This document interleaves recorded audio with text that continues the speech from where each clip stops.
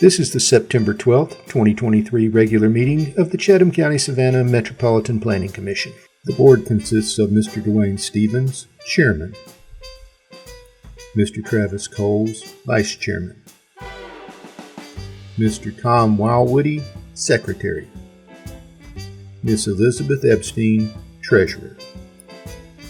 Board members are Miss Lorraine Bowles, Miss Karen Jarrett, Mr. Joseph Irvine, Mr. Wayne Noah, Mr. Jeff Nortisha, Mr. Cedric Coleman, Miss Tracy Ammott, Mr. Joseph Welch, Mr. Michael Kagler, and Mr. Jay Melder.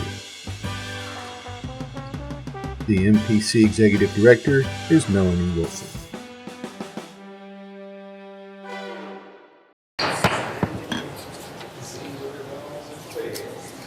Good afternoon. All right, we'd like to now call the September 12th regular meeting of the Chatham County Savannah Metropolitan Commission meeting to order. If I can get everybody to take your seats, settle your conversations, that would be greatly appreciated. All right, we'll pause for a moment for invocation, and then we'll immediately go into the Pledge of Allegiance. Mr. Welch, please. Please stand. Heavenly Father, thank you for this beautiful day in Savannah. We appreciate your gracing us with beautiful weather and protecting us from storms of past. Ask you to help us all make the right decisions for the betterment of our community and guide us in doing so. Bless the families of 9/11 who lost loved ones, and protect those who serve our great nation to protect us of our liberties and our freedom. Amen. To the flag of the United States of America and to the republic for which it stands, one nation, under God, indivisible, with liberty and justice for all. Thank you.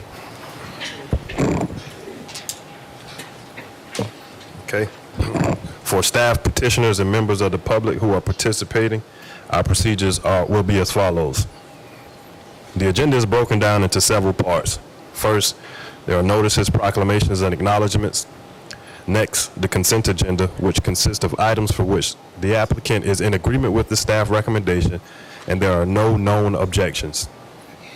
This will be followed by the regular business, old business, and then adjournment.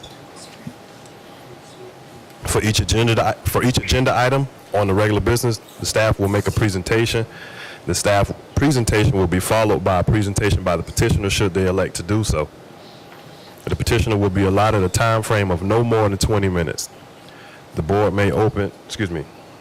then asks questions of the petitioner for staff for clarification. Afterwards, the floor will be open for the public comment.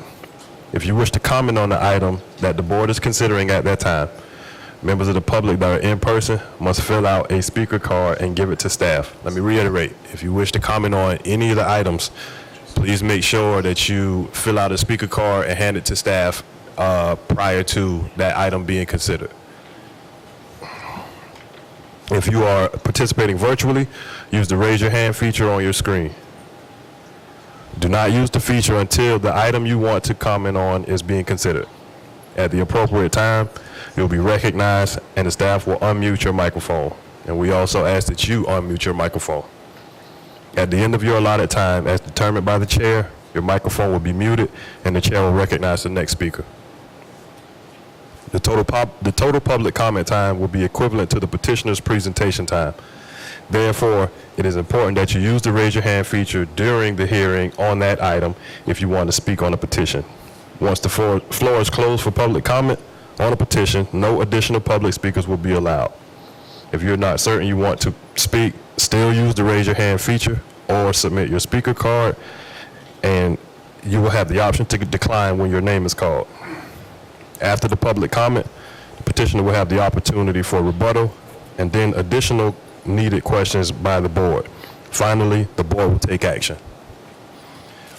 Just basic housekeeping, if you all would double check your cell phones to make sure that they are silenced or on vibrate. If you, additionally, if you have a conversation that you would like to have amongst yourselves, please do everybody a solid and step out into the hallway to do that, so we can make sure that everybody can hear what the proceedings of today, and make sure that everything is properly recorded for the record, so there's an accurate representation of what has occurred. All right, thank you.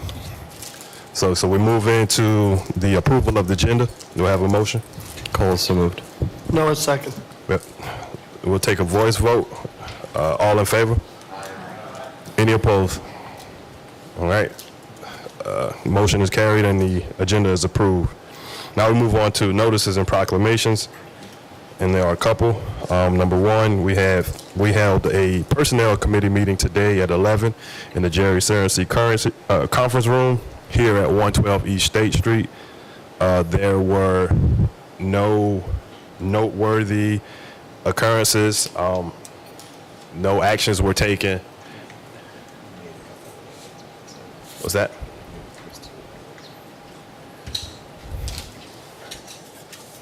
Oh, okay.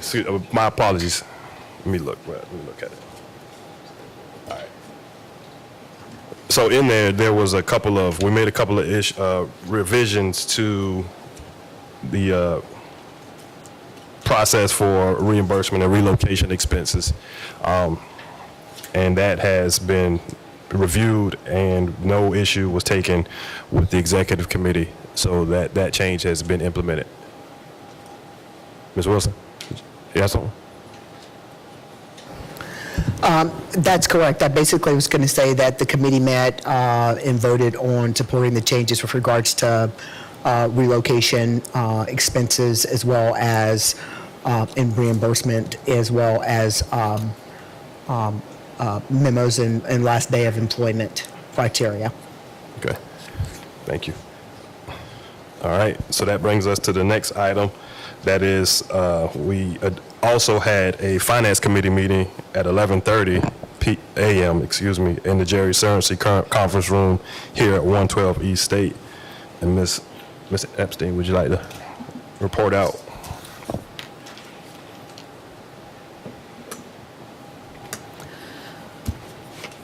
I'm Elizabeth Epstein. In the finance meeting today, we discussed where we were with our budgets and expenditures for the year. Everything is tracking, but there were no exceptions or anything unusual that we weren't expecting. So we approved that report today. Thank you, Ms. Epstein. Okay. That brings us to the next item on the agenda, and those are the items requested to be removed from the final agenda. I'll read those items for the record. The zoning map amendment of 100 Little Neck Road. It's a mixed-use plan development. The next item is a short-term vacation rental overlay district map. Petition number 23-004-258-ZA-text at 501 East Bay Street. Next item is Oakwood at New Hampstead, major subdivision. That petition number is 23-003-685-sub P. Next item is a map amendment, 9 parcels on East Broad Street, Gwinnett Street, and East Bolton. Petition number 23-001-408-ZA. And that concludes the items requested to be removed from the final agenda. Cole's motion to remove items 3 through 6. Noah, second. All right, thank you. Motion was made by Mr. Coles and seconded by Mr. Noah to remove the items requested from the final agenda as requested. If there's no discussion on that motion, we'll entertain a voice vote. All in favor? Aye. Any opposed? All right, thank you. Move to the next. I'll do it in a second. We'll move to the next item on the agenda, and that's items to be requested to be withdrawn. There are none listed. Now we'll move into the consent agenda. A consent agenda consists of items of which the applicant is in agreement with the staff recommendation and for which no known objections have been identified nor anticipated by staff. Any objections raised at the meeting will result in the item being moved to the regular agenda. Okay, I'll read those items for the record. The first item is approval of the July 25th, 2023 meeting minutes. The next item is Sweetwater Station, major subdivision, petition number 23-003-679- sub P. Next item is Edgewater Phase 1A, New Hampstead, major subdivision, petition number 23-003-657- sub P. The next item is Cobblestone Phase 2, major subdivision, and that petition number is 23-002-429- sub P. If there is no concerns, we'll entertain a motion to approve the consent agenda. Cole, so moved. Noah, second. If there's no discussion on the motion made by Mr. Coles and seconded by Mr. Noah, we'll entertain a voice vote. All in favor? Aye. Any opposed? Any opposed? No? Okay. Motion carries and the petition is approved. For those of you who are here on behalf of any of the items that were listed on the consent agenda or items requested to be removed from the final agenda, as you heard, those items have been removed and or approved based off of them being on the consent agenda, and you are free to stay or go at your leisure because that item is no longer being heard. Did that include item 4? Yes, ma'am. I have a statement from Alderman Dietrich Leggett. You have a statement from Alderman Dietrich Leggett? Correct. We'll have to, if you would, we'll have to have you approach, bitch. I'll allow for it. You have to approach and. Thank you. I'm So- sorry. I so was you having s- difficulty hearing and keeping No. up. So you said that you are, I'm representing Dietrich Leggett as, with his message, because I work with him and I get to speak for him. I In have a what- button that says that. I was about to say, in what capacity, if I may? Well, I'm a pro bono executive that does his scrub work, kinda, and I do a lot of his external communications I send out for him and such. And he's available to send it in by writing after this meeting, depending on his request here. I actually would have preferred that we received that prior to this meeting. And it would just have seemed to be in more decency in order for us to know that he would have a representative, because anybody from the public could say, I'm here with, speaking on Yes. behalf of Dietrich Leggett. And Yes. that really does not, at this point, sit well with me. And I'm quite really frankly. sorry because I'm 80 and have an unconscionable amount of doctor's appointments all the time. And Understood. he works in the daytime. Understood. So that's why I got to speak on this, and I'll speak for myself on it if you like. So let me do this. Since hold on, I got it. Since we're already not hearing it, I would rather that the information be held until the date that we hear it. Therefore, if you would take this back Yeah, to Alderman Leggett, okay. have him, if he cannot attend himself, have him submit Designate. an email or something like that notifying us that he will be sending representation so that we can vet the information Yes. and therefore hear the information along with the information, the petition that you guys wish to speak on, so Okay. that there is no lapse or gap in the information, so that when the decision is being made, it's well informed and we can go from there. I appreciate you coming forward to participate. However, Well, it just came to my attention really yeah. recently, so. Well, we appreciate you coming to participate, but in the sake of decency and order, Yep. fairness across the Done board. deal. You'll have it let's do tonight. that. Thank you. You'll have it tonight. All right, thank you. Yes. Mr. Chairman, can I ask a clarifying question? Yes, sir. If that's in order. Miss- That she referenced number 4 on the consent agenda, which from my agenda is the approval of the minutes.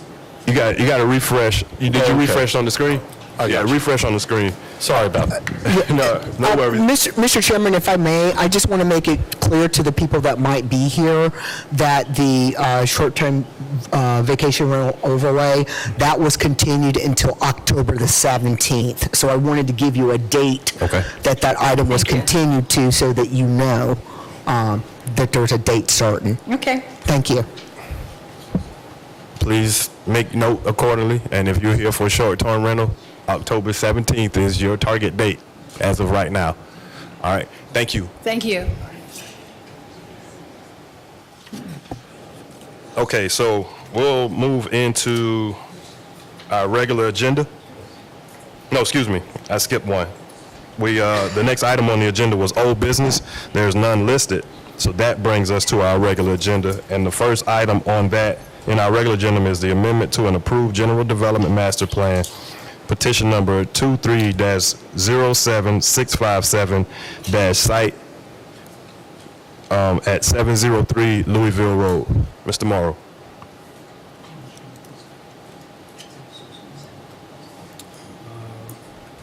All right, Mr. Chair, members of the board, Edward Morrow, Development Services staff here at the MPC.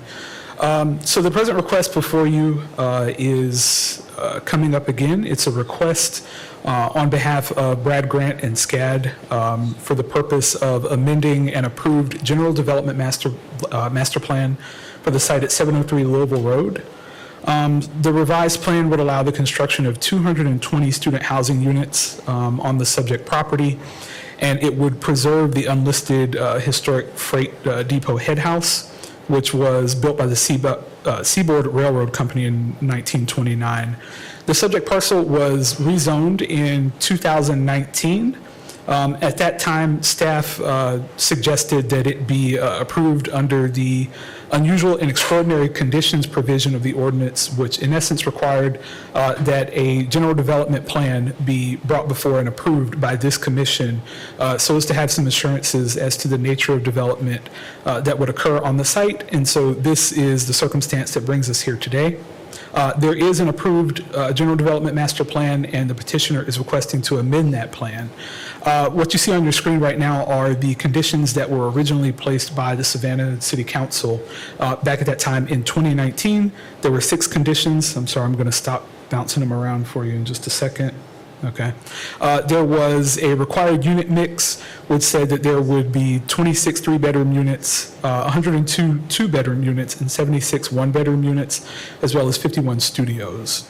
There was a green space requirement of 20%. The developer at that time was required to meet the stormwater and flood protection requirements. Elevations and renderings were supposed to be provided, repurposing of historic materials, and documentation of the historic structures in accordance with the MPC's policy at that time. So these are conditions to the zoning that were placed on this site at the time.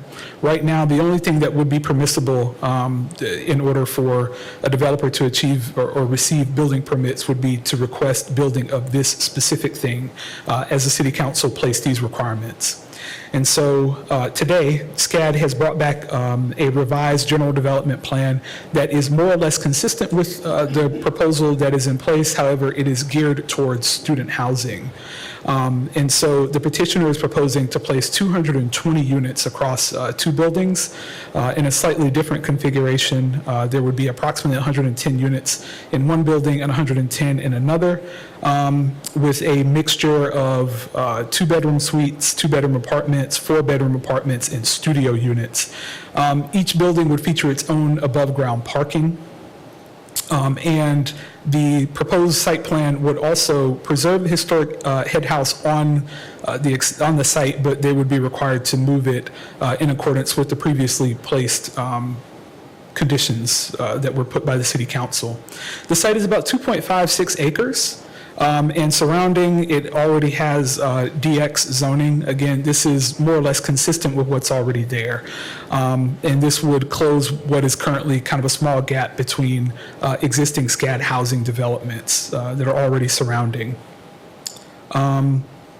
We're going to move down. Community outreach, again, just to note, as of our last meeting, SCAD did reach out to a couple of community organizations in an effort to kind of broach the subject of the proposed development. Those are identified in the staff report. With regard to impact and suitability, the proposal is geared toward student housing. So there's a multiplicity of travel modes that are anticipated. There's above ground parking off-site. There are connections for moped and other small motorized vehicles, as well as pedestrian connections. The developer is requesting to take advantage of some of the parking reductions because they're in the parking reduction area. And they have further reduced that through the option to provide more motorcycle and moped spaces. The one difference between the last time that you saw this site plan is that the petitioner removed some on-street parking spaces in favor of changing these so that the buses that would pick up SCAD students from these residences, they could pull along the curb and not have to come interior to the site. And so the site plan that was uploaded to the agenda shows this updated version of the site plan. That was the one significant change. Again, what you're seeing on your screen right now is actually a walk score that was developed in accordance with the initial petition to show that this particular site is very centrally located. Again, SCAD intends to maintain the existing pedestrian connections and even to enhance those. The site will be served by the city's water and sewer departments. There's sufficient capacity for it. And as of March 2019, the city council amended the future land use map to bring it into conformance with the request. With regard to policy analysis on the request, it is, again, more or less consistent with the existing development pattern. And it is probably a better fit for the site than the current approved general development master plan, simply because SCAD already has housing developments that are to the north and the south of the site. And so this would sort of support closing a small loop that exists. It might also give them some encouragement and opportunity to strengthen their pedestrian connections between what's happening at the Hive and to the south. Also, just in this area, there's also several large footprint institutional uses. So again, this particular site or proposal, there are two large footprint buildings. It's consistent with what's already happening. So with that, staff recommends approval of the proposed general development master plan, and I'm happy to answer any questions. Thank you, Mr. Morrow. Any questions for staff? Okay. We'll now hear from the petitioner. Oh, you had a presentation, sorry. Where is it? It's on the desktop. Oh, you know where it is? Yes. Okay, there you go. Thanks. Got it. And good afternoon, Mr. Chair, members of the commission. For the record, Josh Gillen here today representing the Savannah College of Art and Design for this amended general development plan. I know that you all have seen this petition previously. We did want to come back to reiterate some of the changes that have been made, but also to address some of the concerns that were brought up when we were here about 2 months ago. And some of the concerns that we heard were about changes to the site, but we view all of the changes as an improvement from what is currently approved and can be built by right. We are reducing the height of the building. We are adding additional green space. We are adding the SCAD infrastructure to the site, and we are decreasing the number of units. And so from all of the concerns that we heard, we view this project as a vast improvement to what could be built by right. And we agree with staff, both in the prior recommendation and today, that this general development plan amendment should be approved. I do want to clarify some of the misconceptions that we heard about the site as it related primarily to pedestrian access. And what everyone can see on your screen is the proposed Canal City Walk on the south side of the Springfield Canal, along with the existing sidewalks that there are in place. I know that we saw some renderings from prior developers. Those were very pretty. Those were very untruthful. The canal pedestrian access is proposed to be on the south side and has never been proposed to be on this property. As we go through the site, and we have to go back in history some of y'all were on the board, some of you were not. In 2016, a site-specific development was approved for this site. And I've highlighted the area that you can see adjacent to the canal. This is a gravel maintenance and access road for use by the city of Savannah, similar to what you see adjacent to the Bilbo Canal. This is for maintenance workers to get to the canal. You can see it does not transcend the entire length of the site. It doesn't even really connect to the parking area of the site, but this was not pedestrian access. Oop, sorry. As we move forward to 2019 and early 2020, again, this site was approved by MPC and went to City Council as part of a site plan specific rezoning. This was the actual plan that was approved, and here is the quote unquote access that was shown. Again, does not connect to any trail network. It is shown as emergency vehicle and maintenance access. And this up here at the entrance to it is a service court where the dumpsters were going to be located. There is no area on this plan that was proposed for pedestrian access. And you can see that it even abuts the canal bank. And that will be important later on, that this property directly abuts the bank of the Springfield Canal. This plan came back before this same board in 2020 for, again, an amended master plan.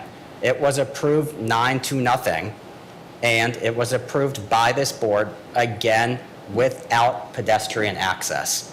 What we're coming back for you today is to improve upon the plan, but still keeping some of the aspects of the plan that are beneficial to the city of Savannah, that are beneficial to the community, that are beneficial to the Canal District. And one of the unique features of this site, which we didn't have time to discuss last time, is that in 2018, and part of the reason the access is set up the way that it is, in 2018, the city of Savannah and the prior developer signed a development agreement specifically for this site.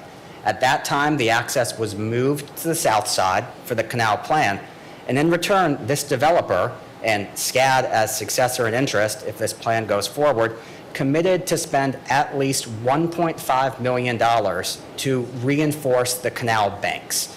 The city of Savannah determined that this was one of the key benefits, was to partner with a developer who could spend the money to make the infrastructure improvements to the Springfield Canal in a more efficient and better manner than the city of Savannah could. So we are committed to that $1.5 million investment that needs to be built to city of Savannah specifications. And upon completion, we have to dedicate that back to the city of Savannah. And so we are still prepared to move forward with that development agreement. And it's always been the intent of the canal plan that the pedestrian access would be provided on city of Savannah right-of-way. And I know we talk about the site, it helps to see the site. Here is the Louisville Road property. This is also SCAD property on this side, where you can see a very wide city of Savannah right-of-way. There is no right-of-way on the other side of the canal. As we move forward to a street view, which is perhaps more beneficial to see, this is the existing sidewalks that are in place, which could simply curve and go to where the city of Savannah is proposing to put the canal improvements. This heavily wooded area is actually the Louisville Road site, which was never intended for the access. We have the perfect spot for the canal connectivity immediately adjacent and across the canal from the site. SCAD is committed to ensuring that that benefit will occur for the SCAD residents, for the city of Savannah, and for the Canal District as a whole on the south side of Louisville Road. In addition to these improvements that we can make, improvements from the current improved plan to what we're proposing now, we also get the benefit of the SCAD bus system. And I know we talked about how this might be a change from multifamily to student housing. I think we all in this room could say pretty safely that that multifamily housing was going to be student housing. Now, by bringing it into the SCAD envelope, we can bring the bus infrastructure and the SCAD resources to this site. As you can see on Louisville Road, there is an existing bus line that already covers this area. I've circled where we're located. We are making the amendments to the plan today so that we can go ahead and add this bus pickup, as was discussed in the prior meeting, right off of Louisville Road. The prior plan, which again we're trying to improve upon, had 5 parallel parking spaces on the west side of the site, 5 parallel parking spaces on the east side of the site. We heard concerns about how would that impact traffic, are cars going to be able to pull in and out. We've redesigned it to eliminate the on-street parking and to put the 2 bus parking and loading areas immediately adjacent to Louisville Road. We've already had discussions. I know there was a comment made in the pre-meeting. We will 100% have staff to coordinate that bus pickup to ensure that there are only 2 buses in that site. We are not going to have buses queued up behind it. We're not going to have any stacking.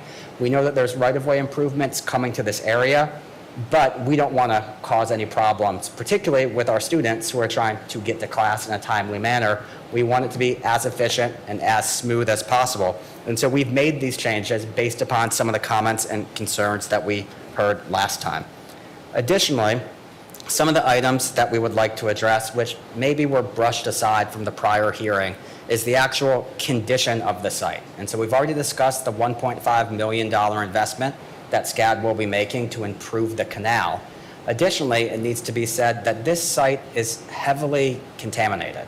It is going to cost at least $2.8 million in environmental cleanup costs in order to get this site ready for students. So that's $2.8 million, $4.3 million, even prior to acquiring the property or building on site. This site is contaminated, and any other developer would simply put it in the brownfield program. They would take the tax abatement, brownfield it, do what they could in a different manner. We are committed to remediating the site, which is a vast benefit to the community. Additionally, and something that we often don't talk about in these hearings, is the benefit that is provided by actually having on-campus housing for students. And this goes both ways, both a benefit for SCAD and a benefit for the city of Savannah. What SCAD has seen and what many colleges and universities across the country have seen is that when students live on campus, when they live in supervised dormitories, their absenteeism goes down and the GPAs go up. SCAD is trying to encourage and trying to provide the space to have as many students as they want be able to live on campus. By putting this dorm here, we are not increasing the SCAD student body by the number of beds. We are trying to encourage the existing student body to come on campus.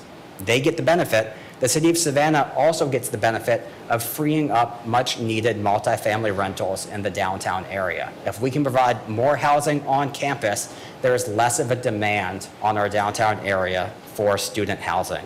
And so again, for these benefits, because we are reducing the height, we are reducing the density of the site, we are increasing the infrastructure because we are committed to maintaining the connectivity that's always been proposed. This is a site that is an improvement to what someone could do by right. And so we do once again thank staff for not once but twice recommending approval for this amendment to a general development plan.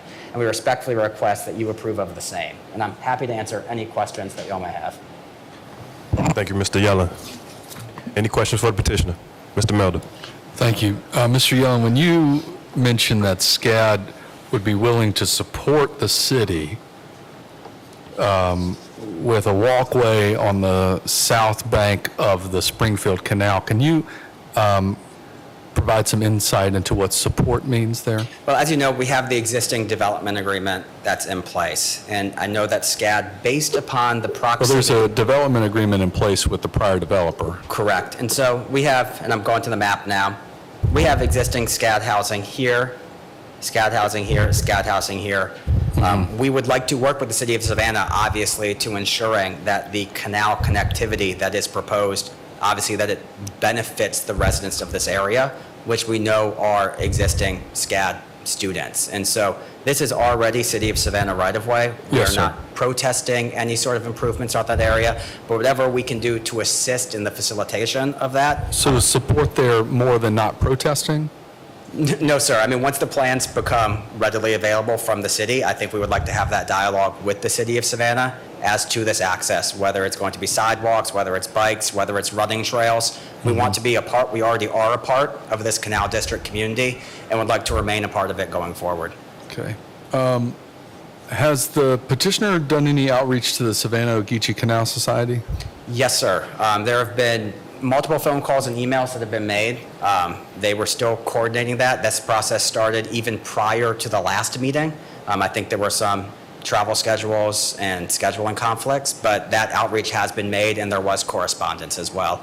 Additionally, at prior meeting, we had reached out, and it's not included in this packet, but HSF, Historic Savannah Foundation, had written a letter of support for the project. There's been outreach to the Coastal Heritage Society, Savannah-Ogeechee Canal, the Brickyard Neighborhood Association. There's conversations with both Alderwoman Lanier and Alderman Palumbo. As y'all recall, Alderman Palumbo was involved in saving this head house here 2019, and so we reached out to him as well. And there was also outreach to Dr. Grimm. And so there's been extensive outreach to this, and so far outside of the two individuals who spoke at the last meeting, we haven't received any sort of criticism or negative comments on this petition. Mm-hmm. And can you describe again the number of cars you anticipate will be parked in the area versus the number of cars you believe the development will generate? Yes, and so from the prior development, they were proposing to have 290 units with 370 parking spaces. We've been able to reduce the unit count to 220 units, providing 161 parking spaces.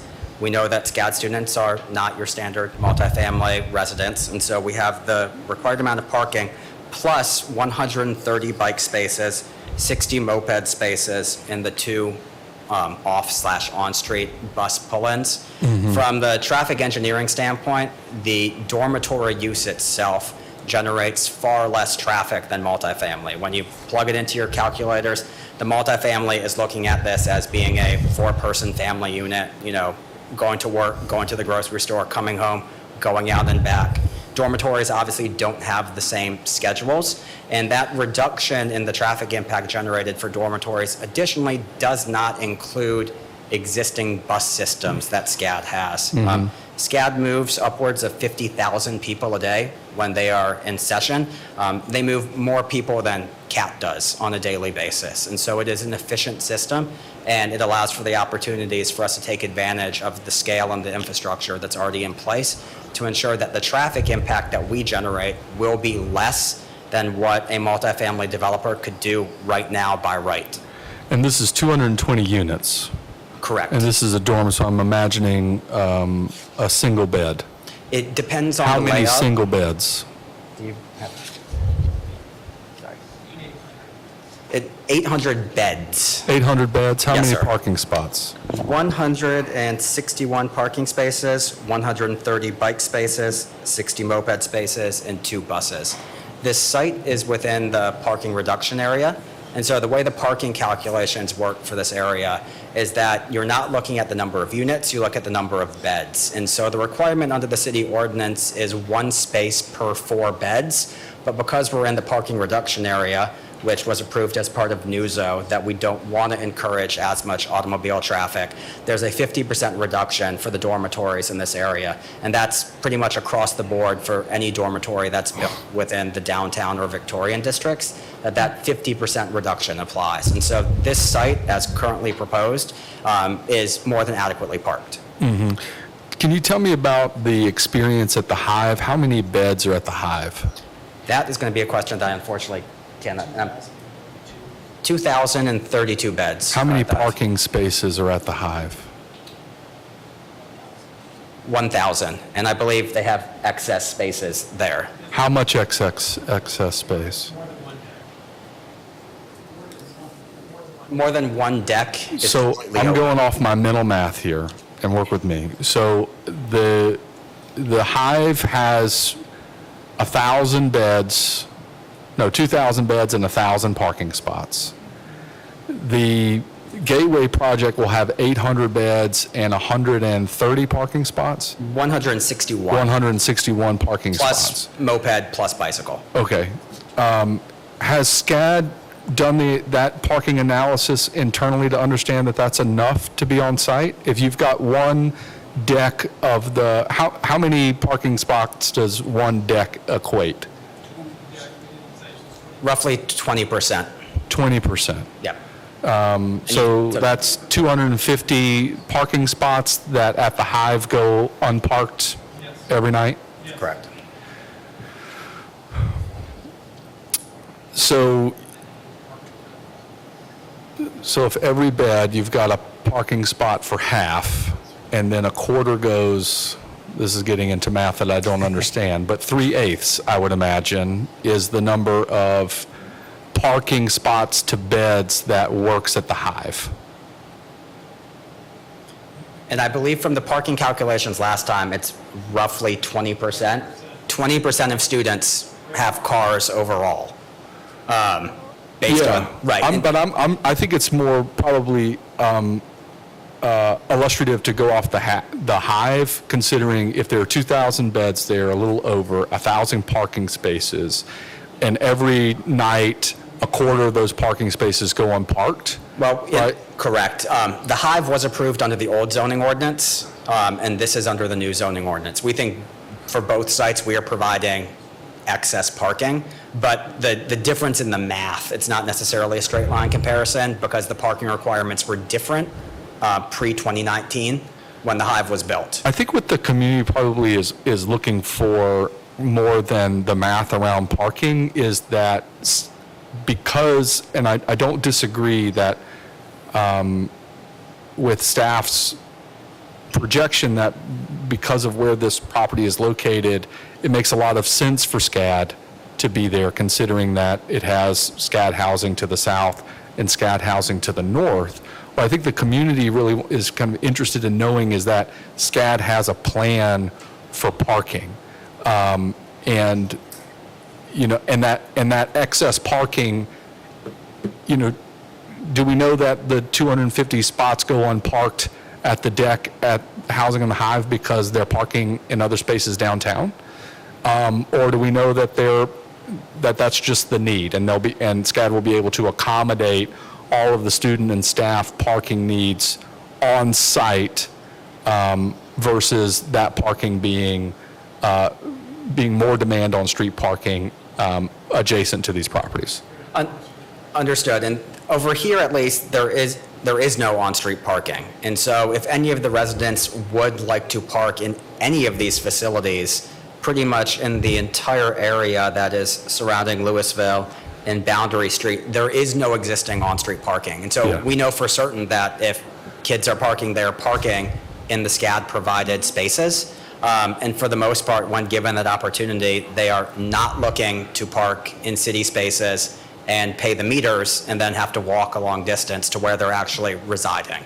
And we have looked at this across the board for the pockets of what I would say are distinct SCAD campuses, and they are being adequately addressed through the parking sticker programs that are in place and ensuring that students are actually parking on site when they are paying for that. Mm-hmm. And so the benefits to the taxpayers on this project, just to clarify, is at least $1.5 million in cost share with the city for the Springfield widening project? So there's a few benefits there, and thank you for bringing that up. I can list them out. That's at least $1.5 million, not as a cost share, that SCAD on its own would be required to spend at least $1.5 million on improvements that the city would need to approve ahead of time. Upon completion, we would then dedicate those improvements to the city. I would love for SCAD to do all of the canal widening along their property bank, but I don't know that that's exactly what the agreement says. But if that's what they're proposing now, that would be tremendous. The other benefit that you listed was that SCAD would be willing to support, and not just in the form of not protesting, a walkway on City of Savannah right-of-way on the south bank of the canal. Correct. SCAD is actively involved in this area. We know that we want the connectivity. We want our students to be able to walk to the arena. We want the students to be able to walk to downtown. We know that already there exists the existing infrastructure and right-of-way to make that happen along the south side of the canal. And so we would like to be a participant in that project. Okay. And then as far as the community benefits, there is also, and I will keep saying it, a $2.8 million environmental cleanup cost. This site is currently blighted. This site currently has pink tags on it from the city of Savannah because it's been condemned. SCAD will be preserving and restoring the head house, which was a main point of contention previously when this was going to be demolished. And so there are very unique benefits to this site, and it's a very unique site that SCAD is uniquely in a position to assist with. Thank you, Mr. Yellen. Ms. Jarrett, and then we'll have Mr. Welch. All right. I have concerns about buses. Yes, ma'am. I have concerns about buses and the parking, but you've said you're going to address that. I also have concerns about the buses and the road infrastructure.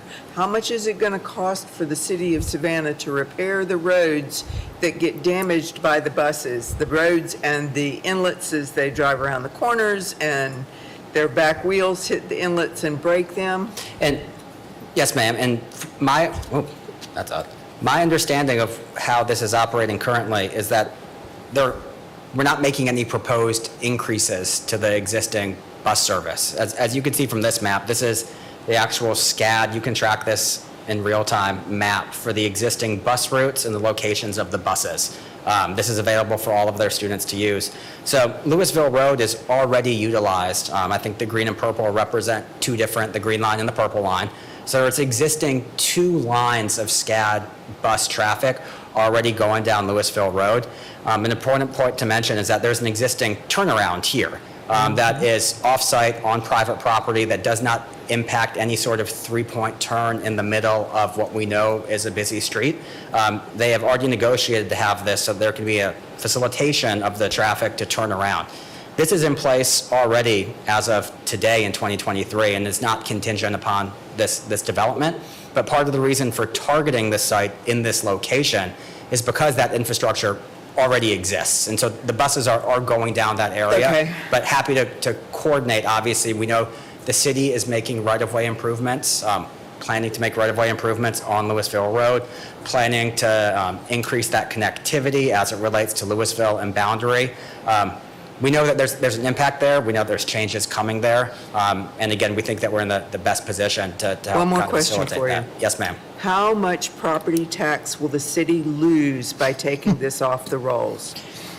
That I cannot compute for you. What I can tell you, however, is that brownfielding the site, the $2.8 million. You've got $4.3 million coming to us. I'm just wondering how much we'll lose. So for those who aren't familiar with the brownfield program, any other developer would enroll this site and get EPD production and take it off the tax rolls for at least 10 years. That's just 10 the years. logic from a brownfield program, yes. Additionally, as has been discussed previously, when Savannah College of Art and Design acquires a site, it is not tax exempt from day one. It only becomes tax exempt when it's put into service for the nonprofit use. Understood. Thank And so you. Not until students moving in. Mr. Welch. Mr. Yellen, I know you said 20% of the students drive automobiles. Yes, Do y'all sir. have a electric vehicle charging port area? That's a great question. Yes. Because that's becoming big with students, especially the Asians. Me Yes. being in the market, knowing is going that way seriously, so that's something to consider in the future developments too. Yes, and I believe they are absolutely stating that there would Is be. that going to be in a parking charging. garage, or is that going to be outside facility? In the garage. Okay. I've got 2 things. From the public outreach side of things, you said you did get a letter of support from HSF. From all other parties that you had conversation with, was it not a conclusive position, or it was just, hey, we had a conversation, notified them, and got no feedback? Because I see some names that I'm pretty certain gave feedback, and I just want to kind of see what that feedback looked like. So I'm playing the middleman here. Okay. My understanding of the conversation is that there was nothing negative that came back, that this is a vast improvement to the site as it currently exists. This is not to say that there might not be negative feedback as it relates to SCAD or as it relates to any project in this area, but that over a condemned building that is not being put to public use, and also over what has already been improved at the increased density without the SCAD oversight, my understanding is that this is an improvement. Okay. And the second one is for the sake of consistency, because this was a concern and issue that I raised at the last meeting, and quite frankly was the reason why, as the tiebreaker on that, I made the decision that I made, is I specifically asked if any measures, if the lion's share of the students that are going to be at this facility are going to be walking, biking, mopeding versus driving, considering the amount of traffic that's already at this intersection, considering the number of blind spots that already exist at this intersection, what measures are being taken for the safety of the students' foot traffic, bicycle use, moped use? That is still a concern. I didn't say this in the last meeting. I have a heart for SCAD students because I am a SCAD alum. Yes, sir. So I genuinely, whether it was a SCAD student or not, but I have a specific heart for that. I have a genuine concern about the safety of the individuals that will be using this intersection on the bike and foot. Yes, sir, and I believe, and I'm showing the image as the site currently exists, because there was some assumption that there were no existing sidewalks in the area, and I do just want to clarify that there are existing sidewalks, and there is an existing crosswalk even at Louisville and Boundary. Part of, and I hear your concern about trying to get the students mobilized and moving safety from campus to campus and from building to building. A lot of it's the city of Savannah and the improvements that have been coordinated for Louisville Road and Boundary. We would obviously 100% love to have a dedicated bike lane, would love to see the improvements made to that intersection. It's unfortunately out of our area to control that, but as has been stated, this is a general development plan. It's still going to go through the specific development plan process with the city of Savannah. When we have to meet with traffic engineering and go through that additional process. And if there's recommendations and improvements that we can do on our site to facilitate that safety measure, we're obviously committed to doing that, but we're confined by the corners of our property, but would obviously love to see those improvements when they come from the city of Savannah. Okay. I have nothing further. Anything else for the petitioner? Ms. Bowles? Thank you, Mr. Yellen, for your presentation. I think the concern that I had earlier, I think the concerns may have been met. With regard to the organizations that you met with, and I understand that you're saying that there were no known oppositions, but I think at the last meeting there were no known support letters either, except for HSF. Would you say that, I know that because this is in the Canal District and part of the Canal District plan, it says that you do need to meet with the organizations, right? So I was looking to see if there was anything in terms of more information that you could give in terms of what you heard from those people that you met with. Did you hear nothing, or? Yes, ma'am. I don't want to play middleman here, but from what I'm hearing, everything, there was no real areas of concern as it related to SCAD. I think we're all looking to develop the canal area in a way that provides the most public benefit. And so we are of the opinion that our petition here, and part of, to address your concern, Ms. Bowles, as it relates to the outreach, is that this is an amendment to an approved general development plan, which does not have the same level of outreach to neighborhoods as a rezoning would. What we did, and we went on our own accord to go meet with the groups, even if it's not actually required by city ordinance, because frankly, and I'll sound like I'm repeating myself here, frankly, we just view this plan as being such an improvement as to what could be built right now that we thought it was a no-brainer. We understood that there was some confusion. We hope we've clarified it as it related to access, but we view the benefits of this site as far outweighing kind of any of the impacts. We know it would be developed as multifamily housing, but without SCAD oversight. We know it could be developed with a lot more units, with a lot more cars parked on site. And so everything that we've come to the table with today, we're trying to bring it down, to bring down the height, to bring down the unit count, to bring down the traffic concerns. And so I could take some of the blame for that if there wasn't enough outreach, but we were very confident in this project because we just thought it checked every single box for this area. Yeah, I think my only concern is that it might be a no-brainer for the petitioner, And it may be a no-brainer to those who are in this field, but for those who live in the community who are paying taxes, they're going to want to know that the money that the city is using to improve Louisville Road and the canal and all of that is also a benefit. It's not just a benefit for SCAD, right? Because that Louisville Road could have been improved before this development. Yes, That's what ma'am. I just wanted to make sure that the community is aware. Yes, ma'am. That we're bringing into awareness their concerns. And part of the outreach, and we haven't discussed it yet, part of the outreach and the benefit, we talked about the $1.5 million improvements, about the environmental. Part of it also, and what's necessitated this amendment, if you can see this area at the top corner, through consultation with City of Savannah stormwater engineers, it's been determined that the city would like to acquire that portion of this property to increase the conveyance within the Springfield Canal. This obviously greatly benefits the entire community at large if we can start getting more stormwater and having a higher capacity in this area.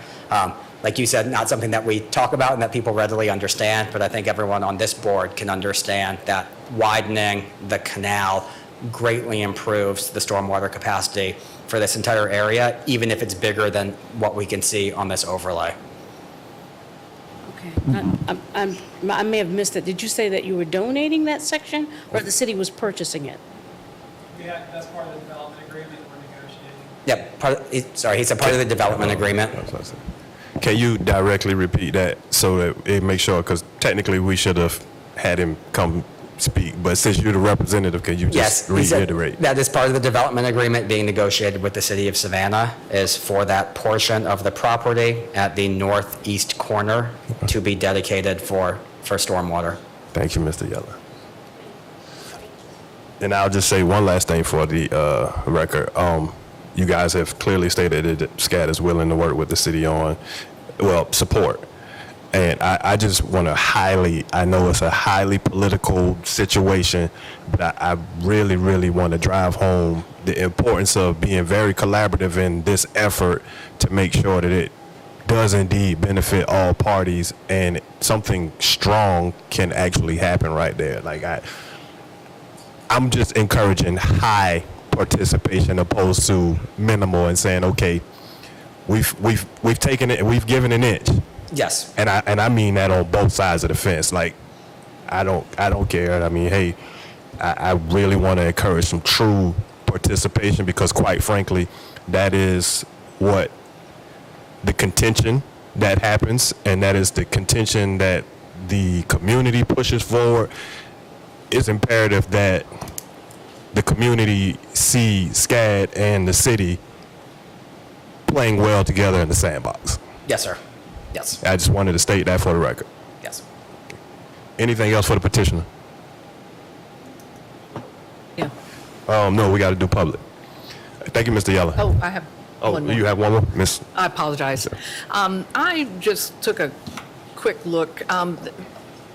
If I'm not mistaken, the community outreach was that exact same paragraph from your last application?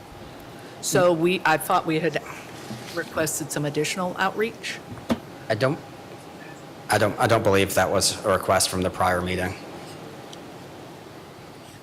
Because this item was not continued for us to go out and have outreach. I think we had the conversation about the access and where the pedestrian access would be located, and that led to a vote that we want to clarify at this meeting, that the access has remained unchanged. But I don't believe there was any directive because we were not even sure if we were coming back. I'm just looking at the agenda. I didn't check the minutes, so I'll take your word on that. Ms. Jarrett, you have something else? I'm pretty sure there was discussion about why weren't the community members involved in the discussions as opposed to the leaders? Why wasn't there a community meeting? The outreach that we had done was still above and beyond what was required under the ordinance. Yeah, I'm going to come back. Above and beyond. Okay, the minimum that I would, that's why I mentioned the Canal District Plan, because I know that I read it, right? And it says that you have to meet with the West Side Neighborhood Advisory Council. I did not see that on the list, right? So that wasn't the minimum. What you did was not the minimum. And I'm not aware of the West Side Neighborhood Advisory Council. Okay, I raised that at the last meeting. So, and your response was we went above and beyond. So that wasn't the minimum.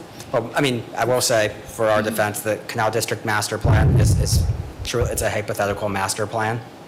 It is not the ordinance that is binding on the development plan that comes forward for this body to review. And so we did, when I'm saying that we met the requirements of the ordinance, we met the requirements of the zoning ordinance that governs the review of this petition. Okay. Mr. Melder? Just to clarify, the Canal District Plan has yet to be adopted by council. Gotcha. Thank you. All right. If there is nothing else for the petitioner, we'll now entertain the public comment. Thank you, Mr. Yeller. Thank y'all. And that is a Mr. James. Please forgive me if I mess your last name up. It's kind of, is it Hans Rucker? All right. Thank you. Please state your name for the record. You have 3 minutes, sir. Very good. I'll be brief. I appreciate, my name is James Hunschrucker. I live on the east side of Forsyth Park. And I appreciate Ms. Jarrett bringing up that. One second, Mr. Hans Rucker. Do we? Gotcha. Was picking it up pretty bad. I was trying to see what's going on. Right.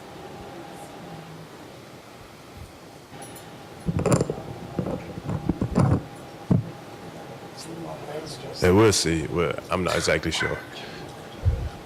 Mr. Hans Rucker, you can continue. I apologize. And in fact, if you want to start over so we can make sure we hear everything, that's perfectly fine.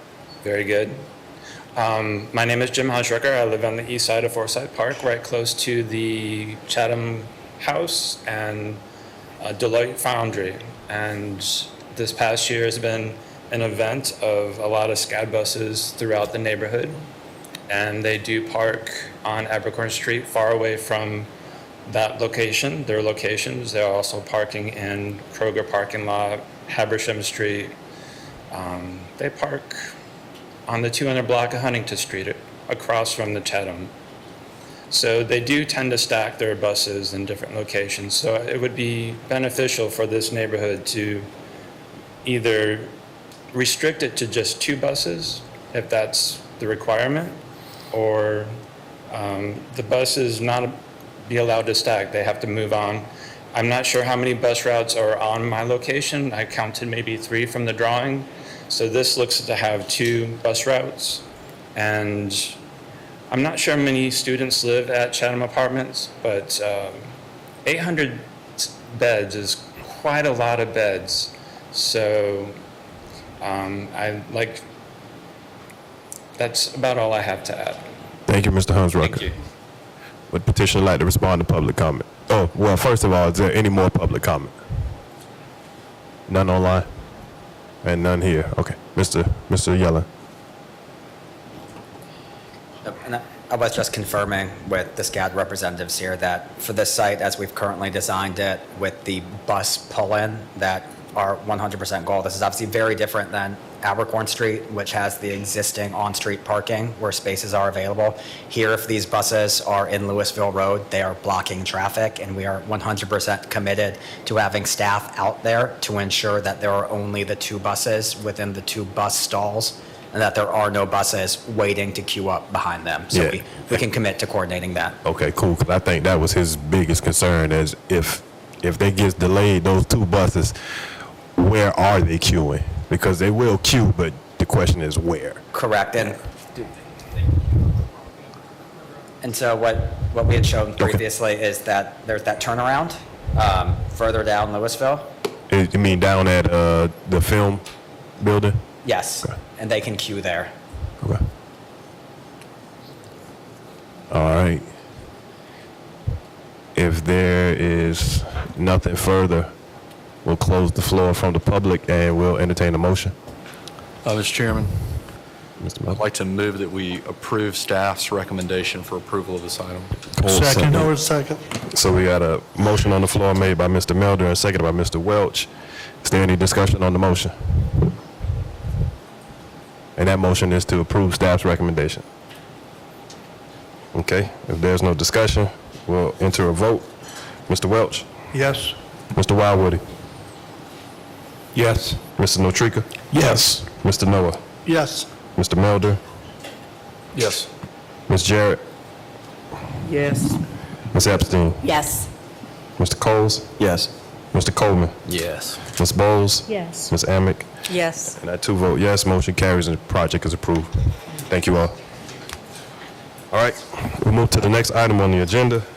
That is New Hampstead Plan Unit Development, PUD, a text and master plan amendment. That petition number is 23-004-262-ZA. Mr. Morrow.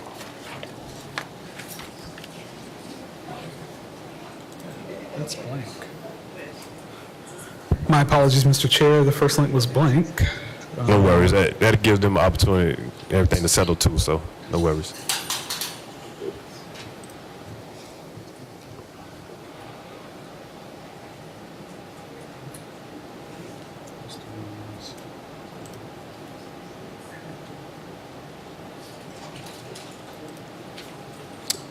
Sorry.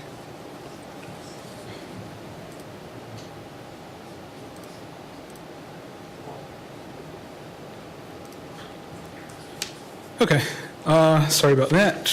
I guess I just didn't give enough time to load. Again, this is Edward Morrow, Development Services staff here at the MPC. Mr. Chair, members of the commission, the present request is for an amendment to the New Hampstead Planned Unit Development Master Plan.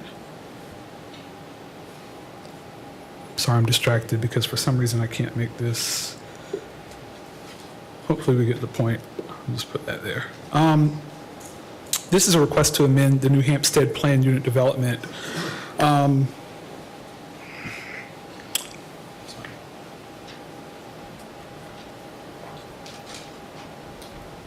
So again, just for reference, the New Hampstead PUD is a rather thick document that was originally adopted back in 2006. And the way that the text is written, it is referenced as a section of the City of Savannah zoning ordinance.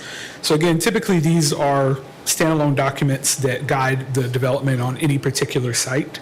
But as you can see, it's a fairly lengthy document, and the staff report only includes references to those sections that are actually being requested to be amended. Something very similar came through most recently back in 2018, at which time, notably 863.26 acres of land were put into conservation. And so at present on the screen, you can see those areas indicated in green were those that were designated as nature preserve as part of the master plan. And this is the master plan that is part of the current amendment. So you're seeing what is requested to be approved right now. And that remains part of that. I'm noting that because at that time, the net density for this particular PUD went down from the originally approved density of 11,275 units to 9,819 units. And so the present request, the first thing I'll note is that the request is to bring that net density back up to 11,275 units. That's 1,456 in particular. And so the bulk of the requested amendments to the PUD text are for the purpose of densifying what is already there. Within the, say, 2,000 acres that are affected by this request, the idea is that single-family lot size, just to kind of summarize the changes that are requested. Single-family lot sizes would be reduced and density would be increased from 4 units to 5 per acre. For a single-family attached, those lot widths also would be reduced, and the minimum required lot area would also be reduced, and the density would be increased from 8 units to 10 per acre. And multifamily units, those would be increased in density from 12 units per acre to 15. Just to kind of summarize the bulk of the request, they are attempting to find ways in the undeveloped parcels in order to increase the maximum permissible density and get back those 1,400 units. Also of note here, there was one particular parcel that was originally designated as single family, In the previous request to amend the master plan, that particular parcel was requested to be converted for institutional use. So in 2006, this was intended to be a single-family parcel. 2018, City Council agreed to convert it for institutional use. And then at present, the petitioner is requesting that that be designated for multifamily use. So just kind of a correction to something that I said in pre-meeting, that this was previously single family. It is gone to institutional and is now requested to go to multifamily. So at one time it was indicated for residential use, just single family. In essence, they're looking to increase densities, reduce minimum lot sizes, and to raise the height of structures, both residential and commercial. And so in summarizing those, that constitutes the bulk of the changes that are requested. Staff, in the course of reviewing this, has received some feedback from the community and those who are affected by this proposed amendment to the PUD. And staff will note that the majority of those complaints have been regarding building quality and impacts to the roadways with regard to the proposed construction that is to take place. So we have received community feedback with those with regard to those concerns, but those are not necessarily things that are relevant to the use. Again, the use is well established, and these are just changes to how it is that these particular parcels will be developed. Again, this is not to say that that increased densification does not have impact on the infrastructure, but again, within the scope of this review was just the appropriateness of the use. I would encourage perhaps some discussion on timing and phasing, as has been the case with several recent residential developments. If we are increasing density, obviously there are associated impacts. But again, these are requested amendments to something that is already in place and has been adopted. With that, staff does recommend approval of the requested amendments to the New Hampstead Plan Unit Development, and I'm happy to answer any questions. Thank you, Mr. Morrow. Any questions for staff? All right, hearing none. We'll be hearing from the petitioner, if you'd like.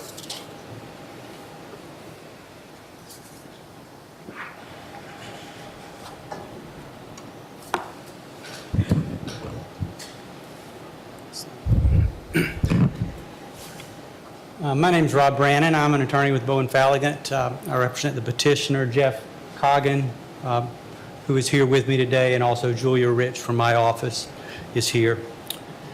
I've been involved with this property since International Paper annexed it in 2004, and we got the PUD amendment approved in 2005 with 11,275 units.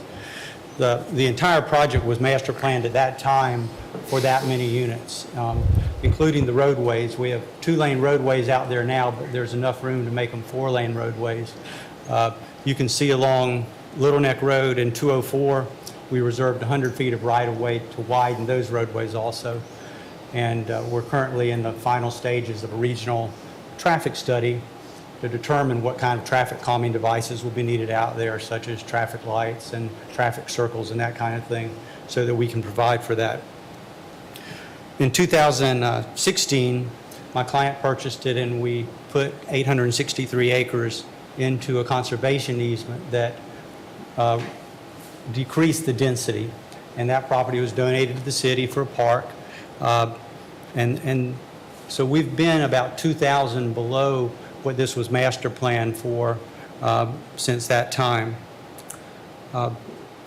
We're currently doing a couple of things with the city as far as planning going forward. We have conversations with them about donating a fire station site that's going to be 37 acres, so we're in the final stages of that.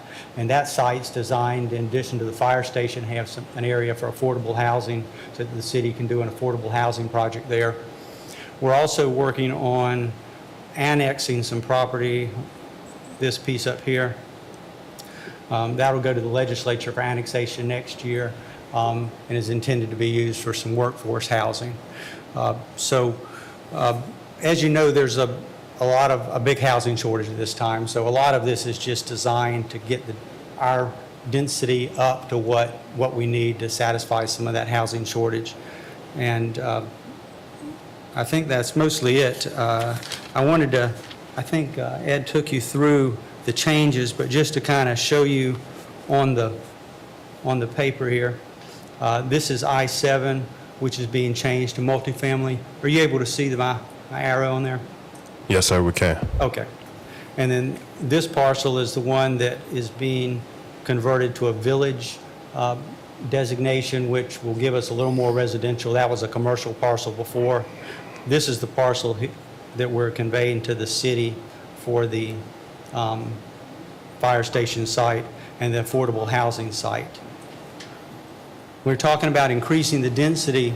Just so you understand the way the PUD works is when somebody brings us a project, we approve the site plan and the development plan, so they don't get to build to whatever density they want. We have a chance to look at the project and approve it or not approve it. So there's a lot of oversight in how we use these densities.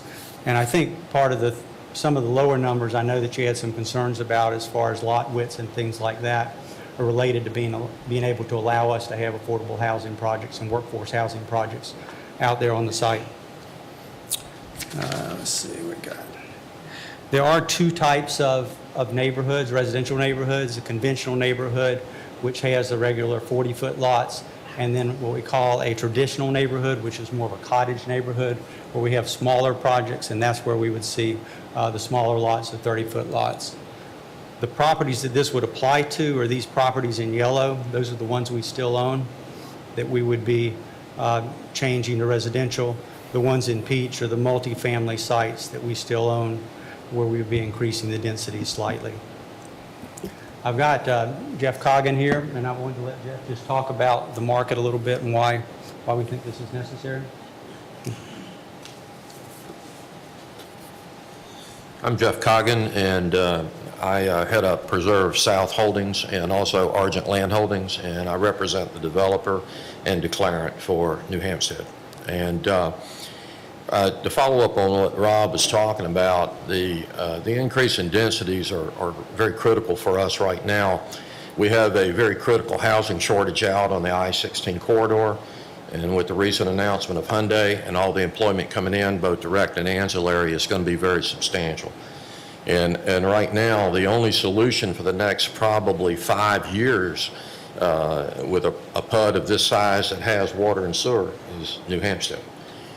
And, you know, when we talk about taking the densities back up from 9,814 units to 12,000, I think 5 or whatever it may be, we're not going to achieve that number. The more critical number right now is going to be density per upland acre.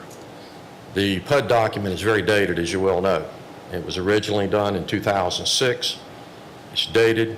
It's not in keeping with the modern development world in terms of densities, ridge heights, setbacks. Things have changed a lot in the last 15 years.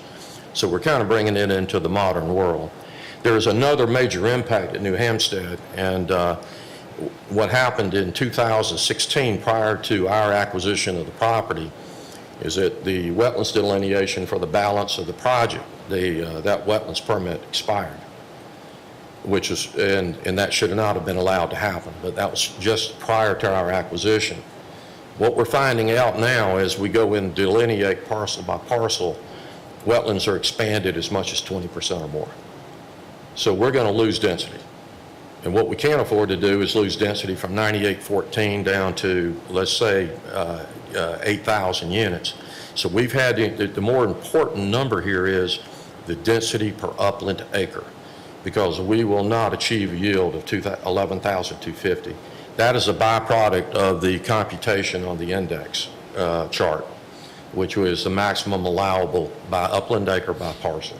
So I just wanted to define that very clearly. This is firsthand experience. We've also done a preliminary wetland study, and even with the recent new interpretation by the Supreme Court, which has got more liberal interpretation of wetlands delineations, we've still got an issue.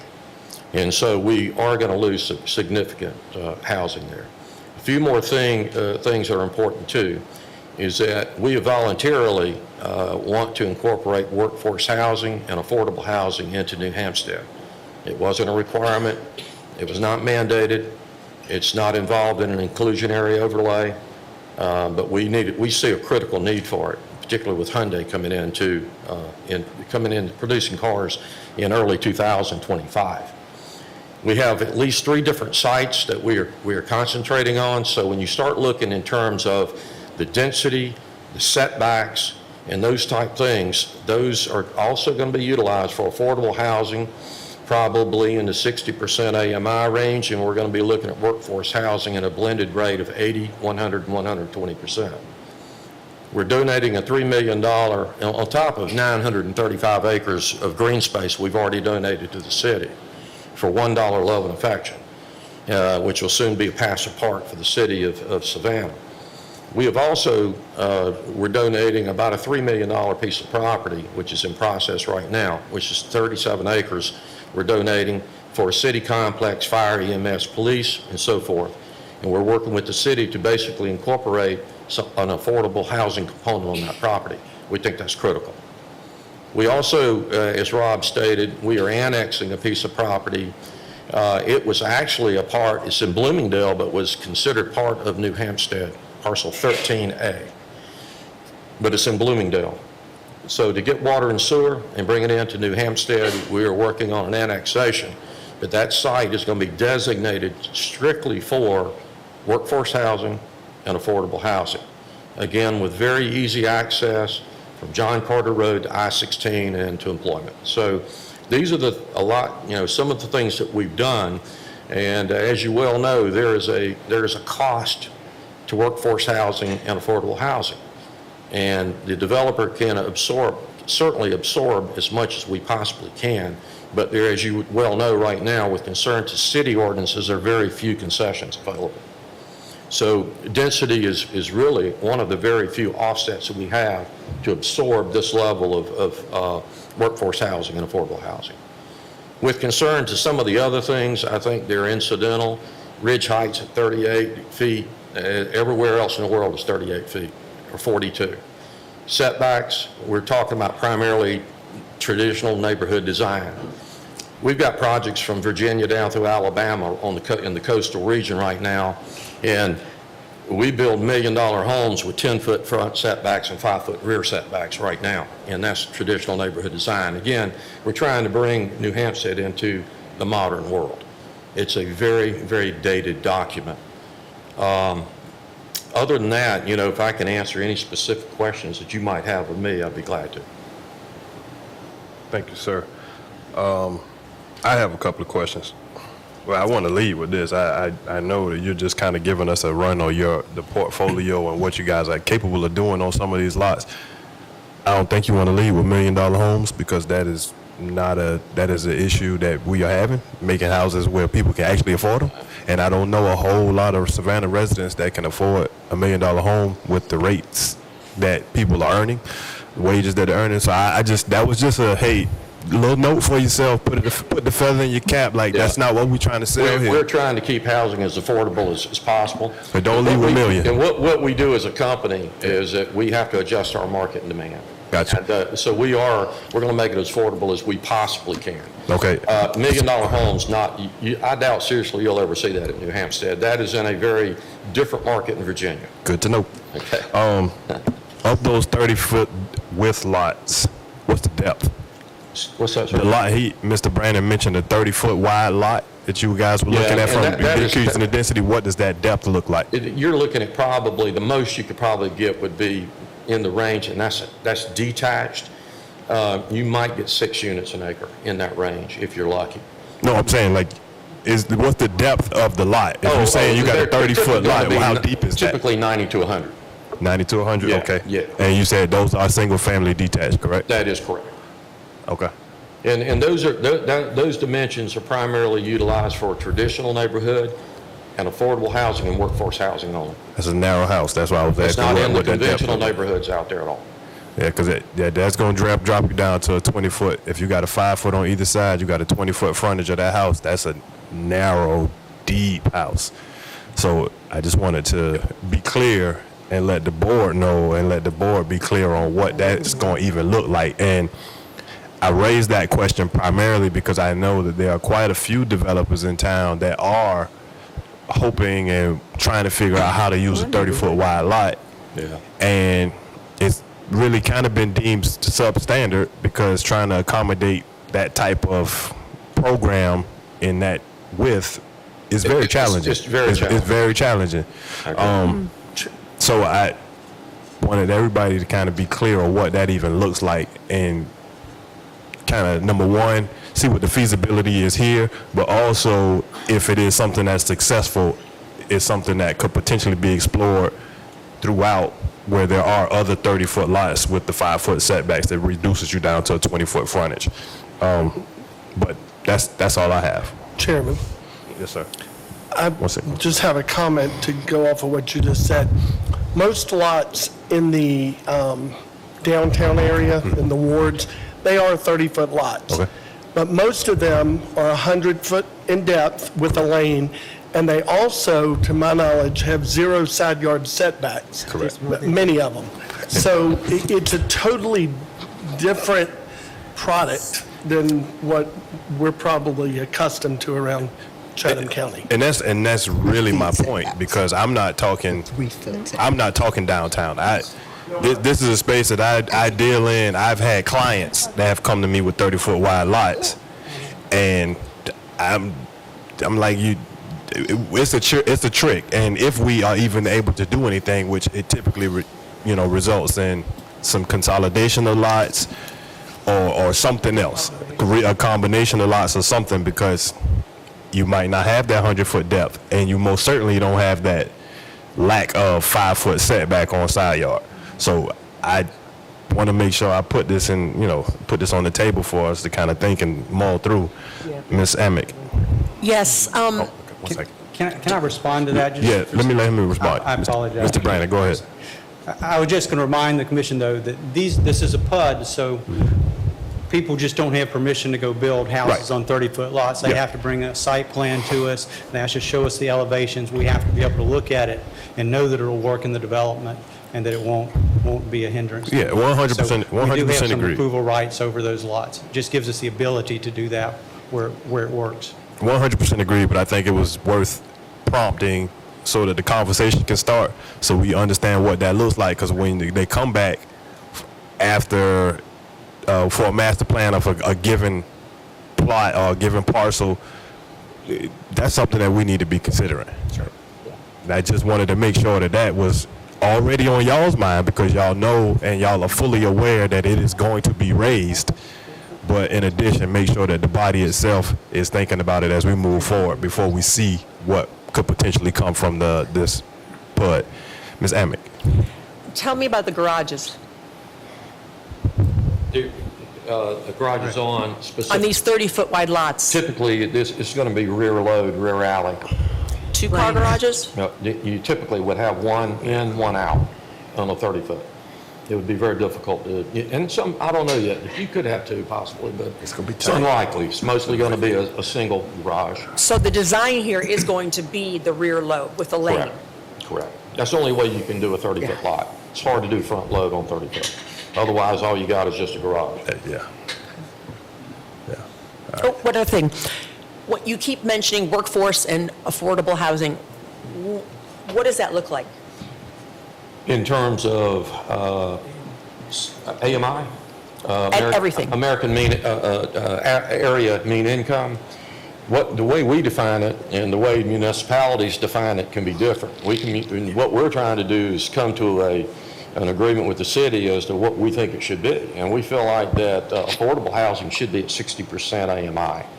And what we do with workforce housing, and we've done in other markets, is we try to blend the rate at 80 and 100 and 120. And so that you average 100% AMI, but you still have some 80 in there for workforce housing. So it makes some a little bit more affordable there. But when you get down to the 60% AMI, that typically has to have concessions and subsidization. It's a little different because it's not feasible, quite frankly. Thank you. Ms. Jarrett. Ms. Amrick had, part of the question that I had was, how do you define affordable and workforce housing? And I think you answered that. I do have to say that I have a 30-foot lot that's 120 feet deep, and I have a 2,500 square foot house and a 500 square foot carriage house on that lot. And they're not exactly affordable housing, but you know, you can get a lot, you just don't have a lot of yard. So it's perfect for somebody who doesn't want a lot of yard to maintain, but, you know. Anyway, the other thing I wanted to say, beat the drum I always beat, is road connectivity. I see you have a dashed road between John Carter and Highgate Boulevard. That is correct. Yes, ma'am. My feeling is the more connections you can make, the easier it's going to be. We've got problems over between Richmond Hill and Savannah where people can't get back and forth because there aren't enough through roads. Well, that road is going in. It's about 5,000 linear feet. And when we open it up, that property will be opened into probably 4, possibly up to 6 different neighborhoods. So that spine road's going in. It's probably a $6 or $7 million road. But what we're doing is you got to remember, New Hampstead, it's not like it's a 3-year project. It's probably a 15-year project. So all of this impact is not going to be felt at one time. I understand. But that road does exist. We've already got an easement for I think the spines are striping. great, but having the arms and legs with hands That's right. holding and feet touching is a good idea too, so. Yes, and you know, Ms. Jarrett, one thing that we're trying to do out at New Hampstead is we're trying to cluster our densities in and around the commercial and school areas so it's pedestrian friendly. Good. And we can get kids to school on bikes, walking, and so forth. And one thing too is that we're putting in 8-foot pedestrian paths, the full length of Highgate Yay, Boulevard thank you. from one end to the other. And we've already constructed a lot of that. But each developer, as they develop, they have to put in their frontage, that full frontage of that pedestrian path. So you're going to have, I don't know how many miles Highgate is. It's got to be 3 miles or more. So you're going to have 6 miles of pedestrian paths that will actually connect into the inner neighborhoods. Thank you. Thank you. Anything else for the petition? Yeah, I have Ms. a Anderson? question. Back to parking. I'm familiar with out in Pooler, Port Wentworth, where the lots are very narrow and they have 2-car garages, and that's not even enough, and short driveways because of density is not even enough. So there's tremendous amount of front street parking. Yeah. I hear you talk about the back load, but these are going to be just 2-lane streets. So how, there's not going to be enough parking when you've got a family with 2 kids and 3 cars.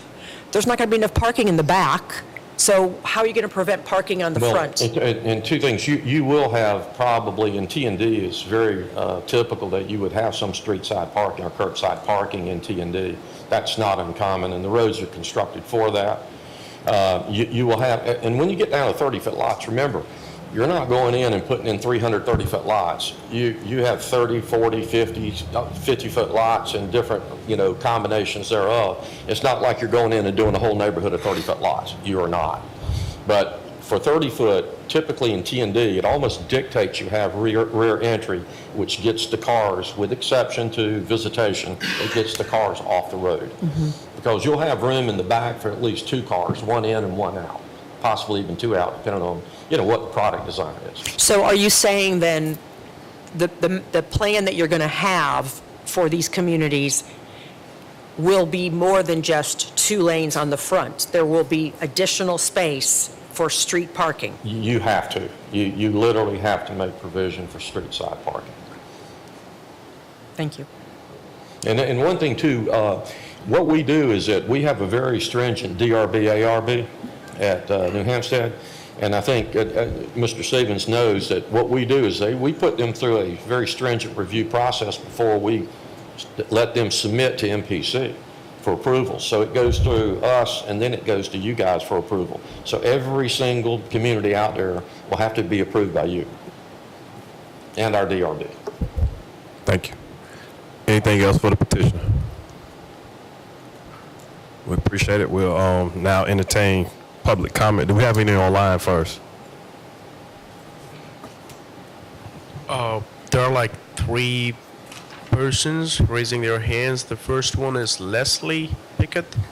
Leslie Pickett, you said? Yeah. So I'm gonna unmute. 1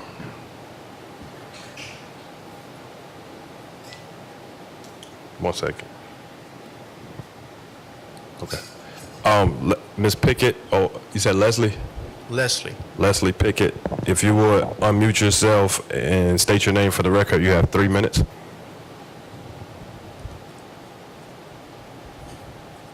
And I know Leslie, the name Leslie can go either way. If you are male, I apologize. Okay. There's Carrie Viper and Say Carrie Viper? Bieber. Okay. Carrie Bieber?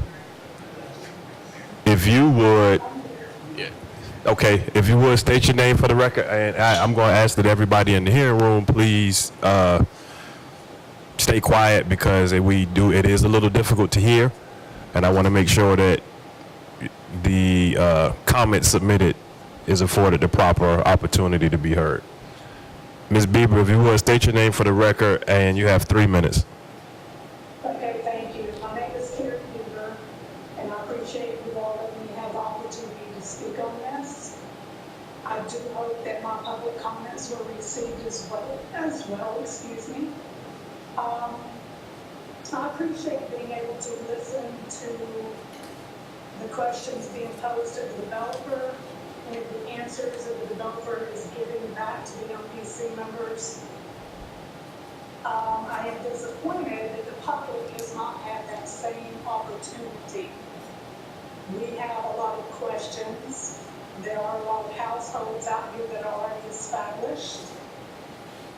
And we would have liked to have had the opportunity to ask questions, to find out how it's going to impact our neighborhoods, what we might be able to do to help facilitate some of the positive changes that will take place in our area, and to know what to expect, and to be afforded consideration for our feedback for the plans that are going in. This is not a housing development that is taking place in the middle of other housing developments. This is several hundreds of acres of land that are in the middle and surrounded by residents that are in the area. Infrastructure. It is not in place. I understand there's a build-out process that won't be done overnight. But I also understand and see on a daily basis all of the development that's going on now and the negative impact it's having on our road systems and in our neighborhoods. In 2018, this was in front of the City Council, and I'm going to read what Mayor DeLoach, his comments from the minutes from the 12/20/2018 City Council meeting. Ms.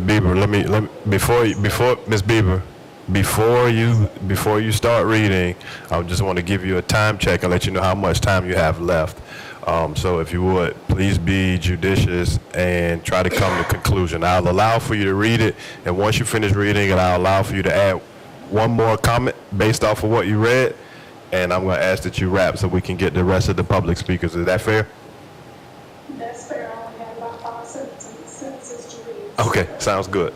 Mayor DeLoach said, I need for everybody who is dealing with New Hampstead to recognize that we will have an issue that's going to cause a lot of problems in the future if we don't get in a position of having decent roads and decent exits and so forth in that area. So in the future, when folks move up there, we want it to be an easier way for them to get around than what we do now. Right now, we have substandard roads serving brand new properties, and that will not work long term.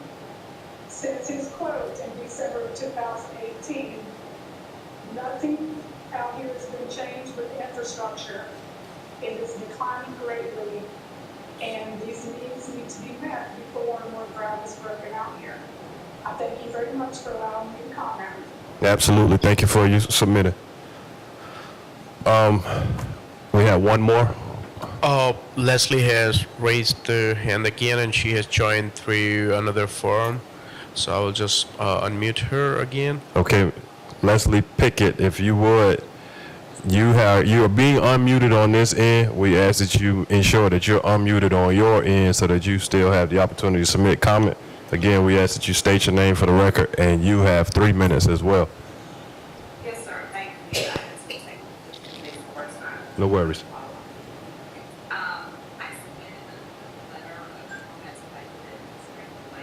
Yeah, we can barely hear you. So if I don't know what your microphone situation is, if you can bring your phone closer or grab your microphone closer, that would be greatly appreciated. Can you hear me better now? A lot better now. Okay. I submitted some written comments late today, so I'm going to just first read those. And then, since listening to the presentation, I just have a few other comments to make. My name is Leslie Sheehan. I'm an attorney, resident of the Cypress Creek homeowners of the Cypress Creek development on Little Neck Road. Cypress Creek is a single-family residential development and homeowners association composed of 23 homes and lots. Phase 1 includes all homes and lots fronting Little Neck Road, and Phase 2 includes 2 homes fronting Little Neck Road and Bald Cypress Lane, and the remaining 11 home sites and HOA-owned acreage is on Bald Cypress Lane. Phase 2 is gated. Phase 1 has direct access to Little Neck Road. Each of the 23 lots in Cypress Creek range from 3 to 8 or more acres, with market values of $500,000 plus to $1.5 million plus. In addition to all of the objections graciously and accurately raised by Ms. Gary Bieber, just in speaking previously to me, and in her written comments with regard to the improper notice, the ineffectual notice for this done by the developer.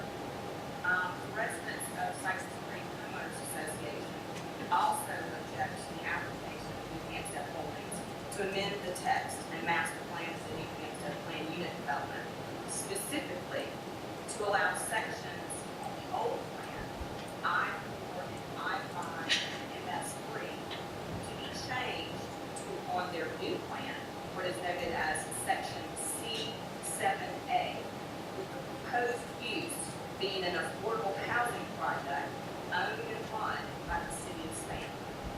Proposed section C7A directly abuts our residents' homes in both phase 1 and phase 2. And if allowed to proceed, will drastically lower all residents' property values, as well as our safety and rights quiet. Each of our property owners sought out this location in development because of its rural location and ability to own acreage and high-value homes amongst a community of like-minded homeowners within 15 to 20 minutes of downtown Savannah.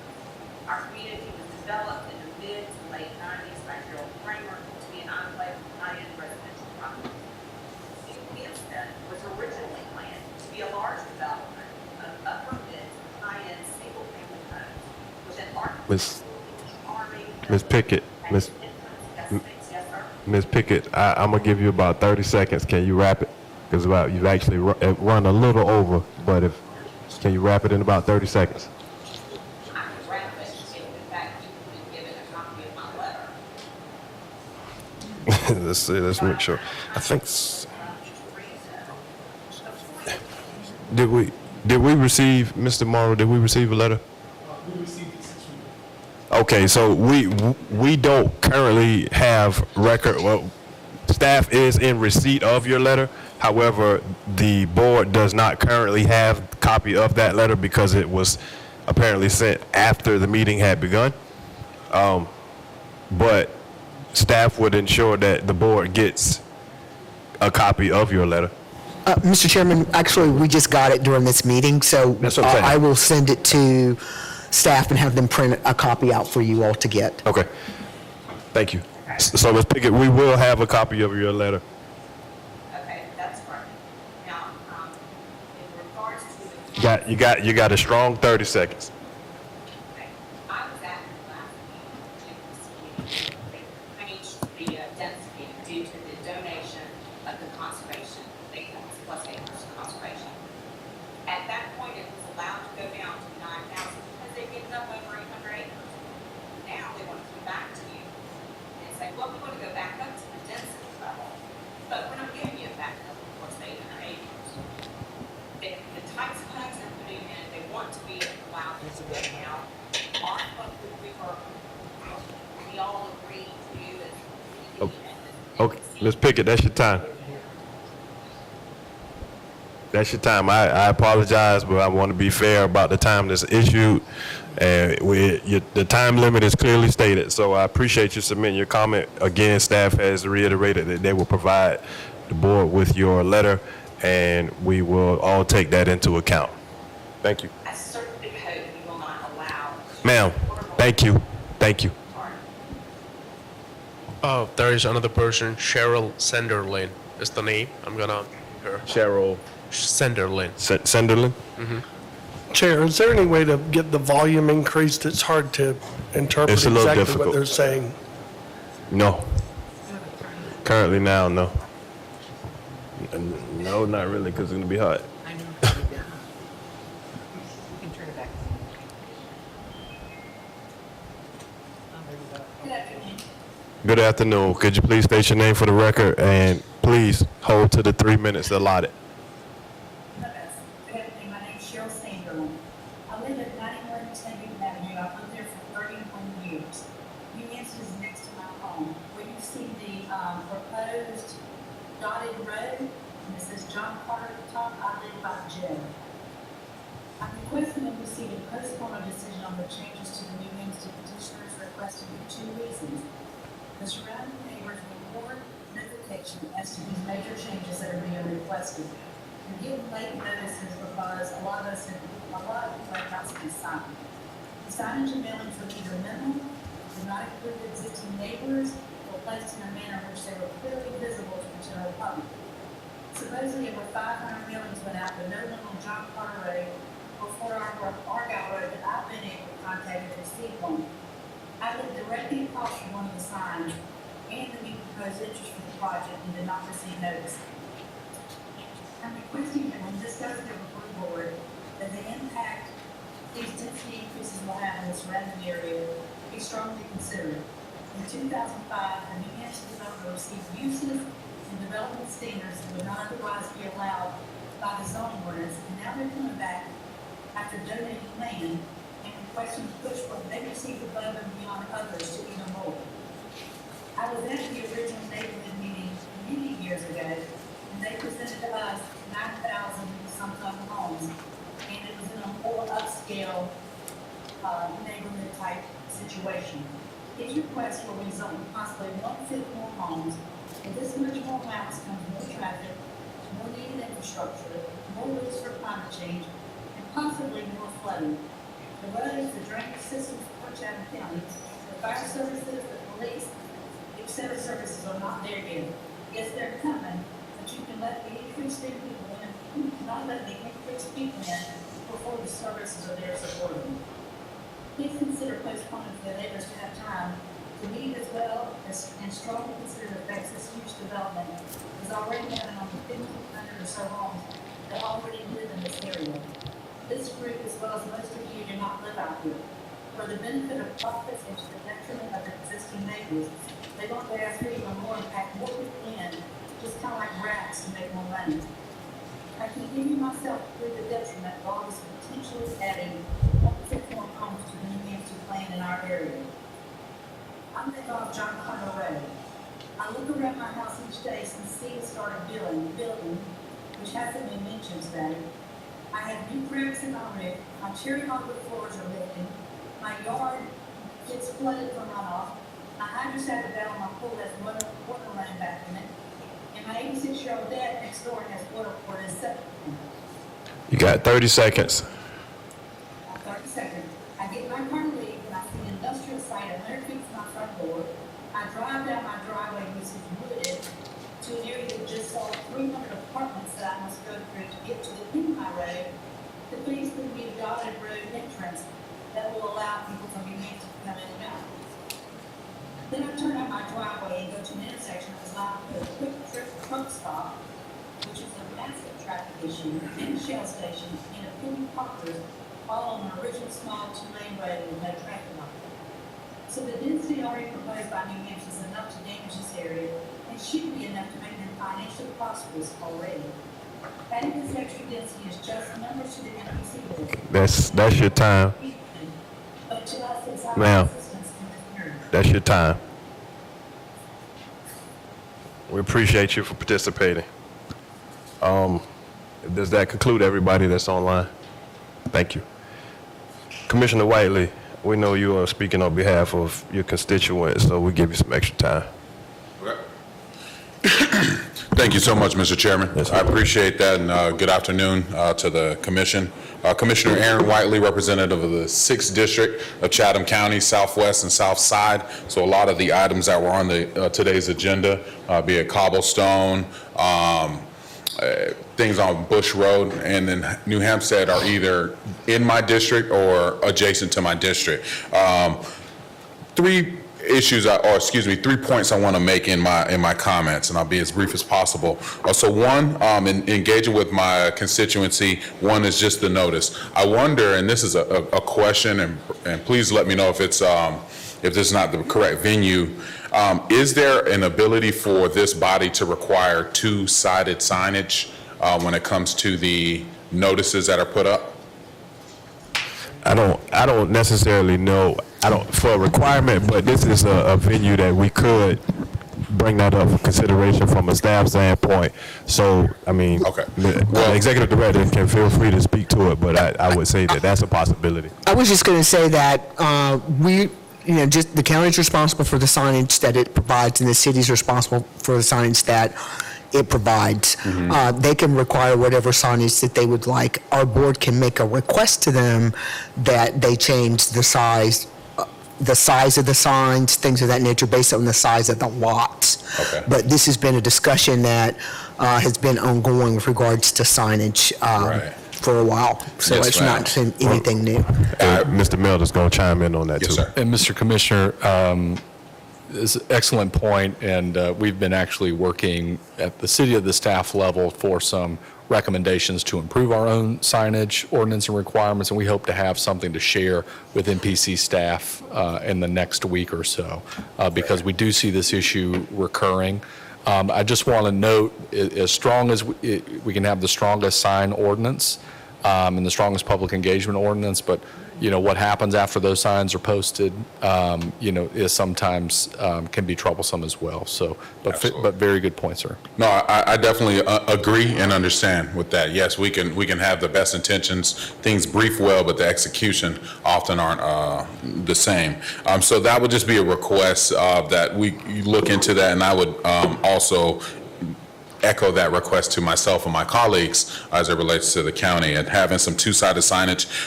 You've heard from a lot of my constituents, and ultimately the challenge that we're facing right now is a lot of the people that you're going to hear from who are opposing this.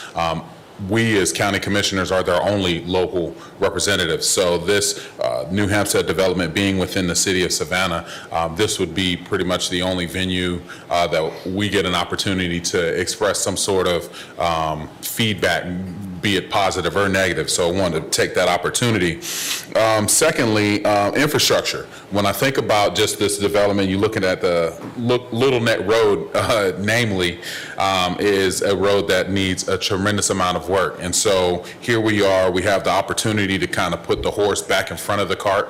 And so perhaps we could identify who's going to be responsible for these roadway improvements prior to the increased density, just because, I understand that the growth is happening. We get it. Our biggest challenge as unincorporated citizens is that we as unincorporated citizens want to be at the table, or at least have an idea, say so. If somebody was going to make a tremendous change to your area, your neighborhood, your front yard, or across the street, you'd want to know about it and at least be able to say, hey, what about this? Chime in. So when we think about the infrastructure, the roadways, it's already a problem without 11,000 homes or 9,000 homes, now potentially 11,000 homes. So I just ask that we consider in some way or another to formally state or address who's going to be responsible for some of those roadway improvements. I understand Fort Argyle Road being a state road, that's GDOT, but Little Neck is something that we can, in the spirit of collaboration, which was something I heard stated earlier today, we could figure out together as friends and pals. The other thing is, so with that, I'll just close in saying, one, if we could include some sort of formal requirement as it relates to this development, and even some of the associated developments, to have a requirement, a formal requirement of some sort to engage the community organizations. Now, it was showed to me, I've received email correspondence that stated that the West Chatham Community Watch is recognized as a organization, a neighborhood organization in that area. Yes, they're not in the city of Savannah, but again, they are a representative, or at least a collaborative of those unincorporated constituents. So I'm just asking, I'm here pleading with my hat in hand, let these folks be a part of the discussion, because I saw some folks laughing, but it's no laughing matter when your yard that didn't used to flood is now flooded because multiple pine trees, which I'm sure y'all know, suck up a lot of water. Well, those trees are going away, and it's creating a lot of issues for these constituents or these citizens. So I think in the spirit of responsible government or governance, it's important for us to make sure that we're hearing these comments and not laughing at them, because it's not a laughing matter. It's all fun and games until it happens to you. The second thing I would ask, just again, to identify who's responsible for the roadway improvements, and then third, to discuss in some way or another two-sided signage to make sure that the community actually has adequate involvement, and not, when we talk about going above and beyond, what is that? Because like, I go above and beyond. I tell my wife I do, but she says I don't. So what is above and beyond? Let's try to formalize it so that we all could be on the same page and playing by the same rules. And I think that'll make everybody's life a lot easier. Thank you for the time, Mr. Chairman. Thank you, Mr. Whiteley. We appreciate you representing your constituents as well as you do. I have a question or comment for the commissioner. The roadway issue has come up over and over and over. And I know on the other end of Little Neck, I believe on, my mind just went blank. 17? Where? Keller property? Yes, Keller property.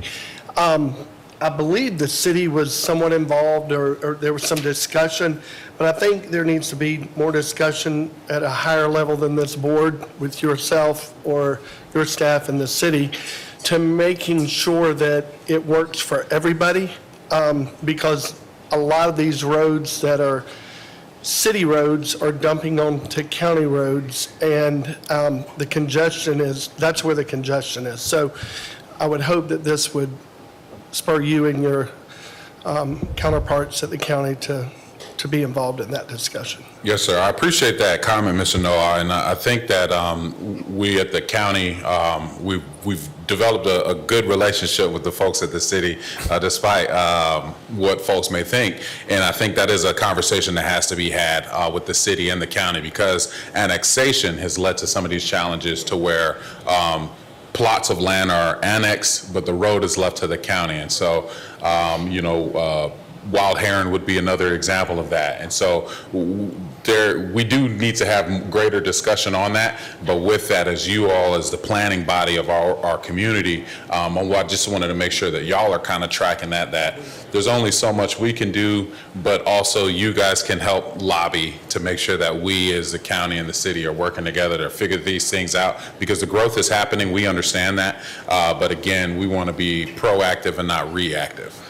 Yeah, and we appreciate it. And I'll just piggyback what Mr. Noah said, and I'll double down on the comment that I made about SCAD truly collaborating and the city truly collaborating with each other. I still encourage the exact same thing. We are all being impacted daily. It's only going to get worse if we only having a conversation of collaboration and not actually collaborating.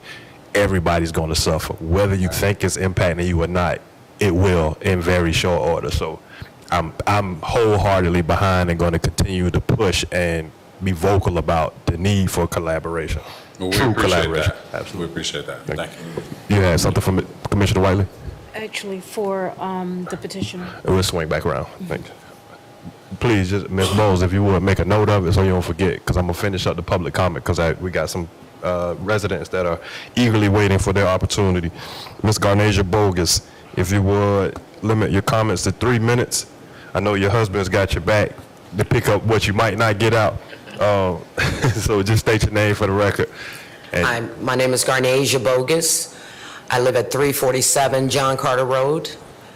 Those were some of my neighbors that called in, and we appreciate the commissioner's assistance. So we understand the growth. My husband and I have already relocated from another situation in Port Wentworth. Thought we were good here. We got a nice little piece, we'll be good. But we're being impacted. The traffic, and the issue is on John Carter Road, there are 3 different municipalities. You got Bloomingdale, you got Chatham County, and you got Savannah. How difficult do you think it is to get anything done? We have a drainage issue on John Carter Road. And from looking at this map, and I see where the wetlands is on here, as soon as they start building, our property will probably be flooding. Chatham County is currently working on a huge drainage issue project. So I would just ask that we need for people to get together and communicate, because all of us in unincorporated Chatham County, we're being affected. And guess what? We don't vote in Savannah. We don't vote in Bloomingdale. Guess how difficult that is to get something done. So somebody needs to be paying attention, and we did get our letter in the mail, my husband and I. So I don't have a problem with the growth. I know things are gonna grow, but right now, to get off of John Carter Road, when you get to Little Neck Road, you now have a big QT with trucks coming in and out on a 2-lane road. You got a Shell station. You got other homes and apartments being built. We got a house just got tore down on this side of the street. There's another home being torn down to put in a Parker's, and we're gonna have a Kroger's, but we have a 2-lane street. I heard the gentleman say that they're gonna be doing 4 lanes, but where is that 4 lanes gonna come up to? Up to the Bloomingdale line? So we have an issue in unincorporated Chatham County. Thank you. Thank you, Ms. Bogus. Mr. Bogus. I believe Ms. Bogus covered it.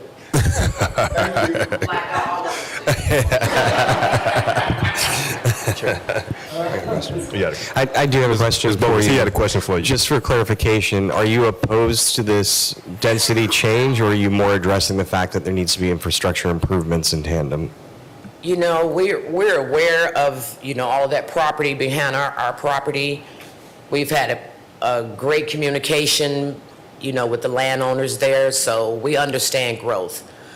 My issue is, I think that the infrastructure, the roads, all the things that they have to do, those need to be looked at first before we go building homes, and the effect, because when there's a cause, there's an effect. And it is affecting the communities. The lady that called about her yard, I mean, we came up here before about a situation. She's going to have a plant right in her front yard. Her home is flooding. Her father can't use his restroom. That's not acceptable. Right. Does that answer your question? It does, thank you. I appreciate it. All right, thank you. Any other questions? And before I call the next public speaker, I just want Ms. Leslie Pickett Sheehan to know that for certain that staff has indeed printed your email, and each commissioner is absolutely in possession of it. So they will be able to take what your thoughts were, not only from what you stated, but also what you sent into consideration before making a decision. All right. We got 2 people on the same card. I'll allow for both to speak if that is indeed the desire. So, Ms. LaShonda Fuller.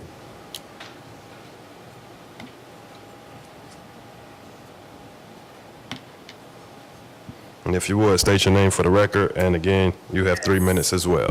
Good afternoon, Mr. Chairman and the board. For the record, my name is LaShonda Fuller, and I represent the Hampstead Palms community. I am a homeowner as of next month. It would be my first year in the community. And with me, I have 49 other of my residents or my neighbors on this piece of paper that is opposing the increased density because, now, I'm not going to repeat what everybody said about the roads. We agree with that. But the homes are poorly constructed. The structure is, the cracks in the foundation needs amending, siding has caps, ductwork inhibits quality airflow. One of my neighbors, because it's just her and her daughter, they don't use a lot of water pressure. She had a lot of family come over. Whole downstairs flooded because what they discovered was that the pipes were not adequately installed and connected. A neighbor across the street from me, he's been living there shorter than I have, and his upstairs, so I hear them saying they want to build up, but his upstairs floor is cracking, and it's too, so it's the poor quality. It's just poor quality. And then we're paying over $300,000, $400,000 for these homes, and they want to mix tax brackets. You mix tax brackets, that's going to bring our value down for our house. We're not going to have to be able to resell. People are trying to resell their homes right now, and it's hard for them. We talked about the one entry and the exit pathway. The homeowners association and the site managers, we don't even know them. They've changed, right? And when we do reach out and ask for requests, I don't get any responsiveness. I had a pre-house inspection done. None of that has been sought to. I just had a one-year warranty, or a one-year house inspection done before my warranty expires, and submitted it to builder. Now, we know that the builders have changed from Beacon to D.R. Horton, but the reality is that if they keep using the same workers, it's going to continue to be poor homes, poorly constructed. So I have this for your minutes. It's 50 addresses, and then within our area, we have a little under 150 houses already constructed. A little under 119 are filled with homeowners, and so you got some that are trying to turn over. But with that being said, we're a small community and we don't want overpopulation. And we also want our needs met. So I don't know how this can begin to offset the conversation of how do we even get our builders to respond to our requests about the issues that we have with our construction. My garage is caving in, and I've only been there for 10 months. So I would appreciate some follow-up. Thank you. Now, I will state this, not necessarily the proper forum to address quality, because we don't have control over that. However, it is a good forum to be able to get it out if you have not had the opportunity to get it out anywhere else, because as the land developers, it at least puts them on notice for understanding the developers that they do entertain to develop the property. It puts them on notice to kind of start holding some level of accountability and or going through a better vetting process in order to build out a quality home. Again, it's not necessarily the forum, and there's nothing that we can do. So where's the forum, sir? That's a tough question. If I may, and I hate that the county manager is not here today, or the city manager is, so if that's in the city and the buildings were built under code, then the inspections department just needs to do a better job with inspections.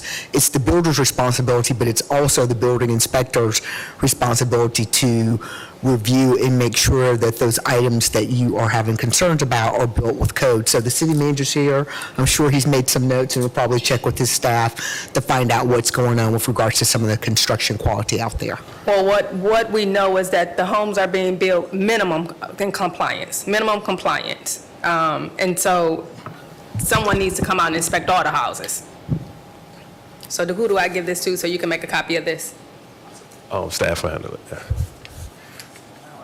And we appreciate y'all's legwork to represent your community. All right, Mr. Graham. Well, if you would, I'll have to have you come forward and state your name for the record and all that good stuff. Yes, my name is Floyd Graham, and I've been out there and see exactly what you just spoke about. And yes, the houses need to be inspected. Most first-time buyers, They're going to purchase a home because of cosmetics. Now, once you get in the house, that's when you see the poor quality or workmanship. But if you have a good inspection prior to selling the house, then your problem is solved. Okay? So I'm not going to take more of your 3 minutes, so that's it. All right, we appreciate it. Thank you very much. And one final speaker, Ms. Nancy Henry. Please state your name for the record. You have 3 minutes, ma'am.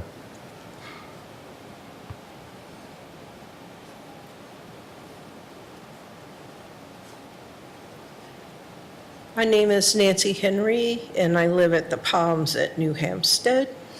And I think part of our problem is we're very uneducated, because I didn't honestly know there even was a Metropolitan Planning Commission until I got a letter saying they wanted to do an amendment to the master plan, but it never even said what it was amending from. So until I went on the internet and started reading, you don't realize, oh, now they want to put even more homes here, which I think is detrimental. Just from what I'm seeing in my own community, it started out, we didn't find out till last year. Beacon built he's building the first 3 phases, and then he sold the rest of it to D.R. Horton. And we only have one road, which is the one I live on, that goes in and out of the community, which I think is pretty dangerous when they're building over 600 units and have one road. And we're constantly seeing these big construction trucks going back and forth. And people are parking across the sidewalk, and they're parking on their lawns, on the parkways. And we don't have these little lots. We have like normal sized lots, and we're seeing that much problems in our neighborhood. That leads me to believe for people coming in the future that would just not be a good thing. So that's why I came today, to just kind of speak up for the souls that will be coming after me, that their quality of life. I think it's really worth considering when you start jamming all these people into one little spot. So thank you for your time. Thank you. All right, that concludes public comment. The petitioner will have the opportunity to respond. Does the commission have any questions that they want me to respond to? Well, I know Ms. Bowles did, and specifically, and then we'll take Ms. Jarrett. Okay, thank you. Would you respond to the concerns about meeting with the HOA? Yes, ma'am. We asked about whether we should meet with the HOA when we started this process, and we were told since it was a text amendment, that wasn't a requirement. My client is a master developer, so we don't build any houses. We don't develop these subdivisions. The Palms was sold to that developer before my client ever even was involved or owned the property.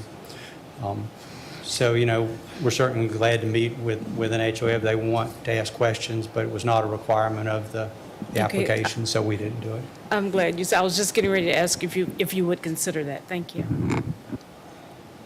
Ms. Jarrett. Then I'll reiterate what Ms. Bowles said. I was concerned too that the neighborhood didn't have an opportunity to speak. And I guess part of it is the fact that, it was a question of whether it's a text amendment or, a zoning amendment. Sure. And I heard some comments about road quality. Are the roads public roads? The roads in, let's look at. New Hampstead? You can see it here, yes. So the roads that we built are here. These are dedicated to the city, but they are not maintained by the city. We still maintain them. Okay. The roads are in good condition. We keep those roads maintained. To the extent we sell to another neighborhood, the developer and the neighborhood themselves maintain those roads. I don't know whether they are public roads or private roads. I think they're private roads in those neighborhoods maintained by the association. And your construction traffic, how does it route? we don't really have construction traffic because we're not the developers, we're master developers. So we, for example, would sell this entire property to D.R. Horton. So you don't and- know how and the they go in and construction develop traffic it and travels build. in and out of the subdivision? No, I don't know But where there's the- only one way in and one way out at this point in time? At this point, there's two ways in, one off of 204, and then the road comes down and Okay. adjoins Little Neck Road. And those roads were master planned for improvements. You know, they're two-lane now, they're wide enough to be four-lane. There was some talk about improving Little Neck Road. We reserved 100 feet along our property to widen Little Neck Road. Okay, so you've already dedicated right away. Yeah, we're in the final stages of a new regional traffic study to determine what needs to be done. We've had meetings with the Assistant City Manager, Heath Lloyd, about road improvements, and, you know, once our traffic study is done, I think it'll be easier to plan when those improvements need to be Understood. made based on. But you are willing to meet with the homeowners association? Sure. Okay. And I'll get to you, Ms. Noah, in just a second. So considering, and I'm not a developer, but I understand development a lot.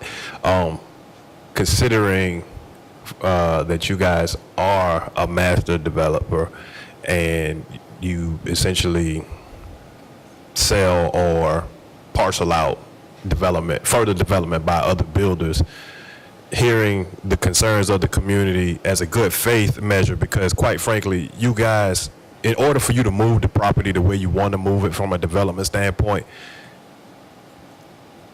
you got to hear what the public is saying, and we absolutely would have to, you guys would need to address some of the concerns in order to get what you want, to even be able to get those developers. And if that is indeed the case as a good faith measure, I don't want to necessarily hold you to it, but I do want to state it in a public forum that would you guys necessarily be willing to have some type of a vetting process and or a good faith effort when talking to the developers for some type of site logistics to ensure that you can manage the impact. And like, I don't want to handcuff you because I completely understand free enterprise, but I also want you all to be good neighbors and everybody else that comes in to be good neighbors. And this is my effort in any petition that comes here. I want to, you don't have to answer it, but I do want to put it out there and put it on the forefront, put it at the forefront of your mind and have it captured for the record that it has been brought to your presence and your attention that a good faith effort of trying to hear the public and address some of the things within reason has been presented to you. Sure, and we have a pretty strong vetting process. You know, we typically only sell to very reputable developers. We approve their site plans and their master plans. I know Ms. Amick was asking about parking. We don't build the houses and we don't design those, but we do approve those site plans and the way they look to make sure that they're workable. We require all of these developers to have restrictive covenants with pretty specific language for their association about maintaining things. And we also have some powers under our master declaration to address things if they're not being properly addressed. Okay, cool. And I hear you loud and clear. D.R. Horton, in most eyes, is a reputable contractor because they're massive. However, most people know they are production bills. And production bills can lack on quality sometimes because you're just getting somebody that, if you can stand it up and you can drive the nail, come on out. But I just want to make sure that it's, you know, a real conscious effort to try to meet the constituents halfway. Sure. As you guys are developing. It's only fair. Mr. Noah. Just two quick questions. One is, I see one entrance on Little Neck, one on Fort Argyle, and I believe there's another one near the cemeteries, and I may be wrong on this, that was never opened. Is that part of the same development or not? Are you familiar with what I'm talking about? You know where the cemetery is? It's closer to, across from the campground. Is anybody familiar?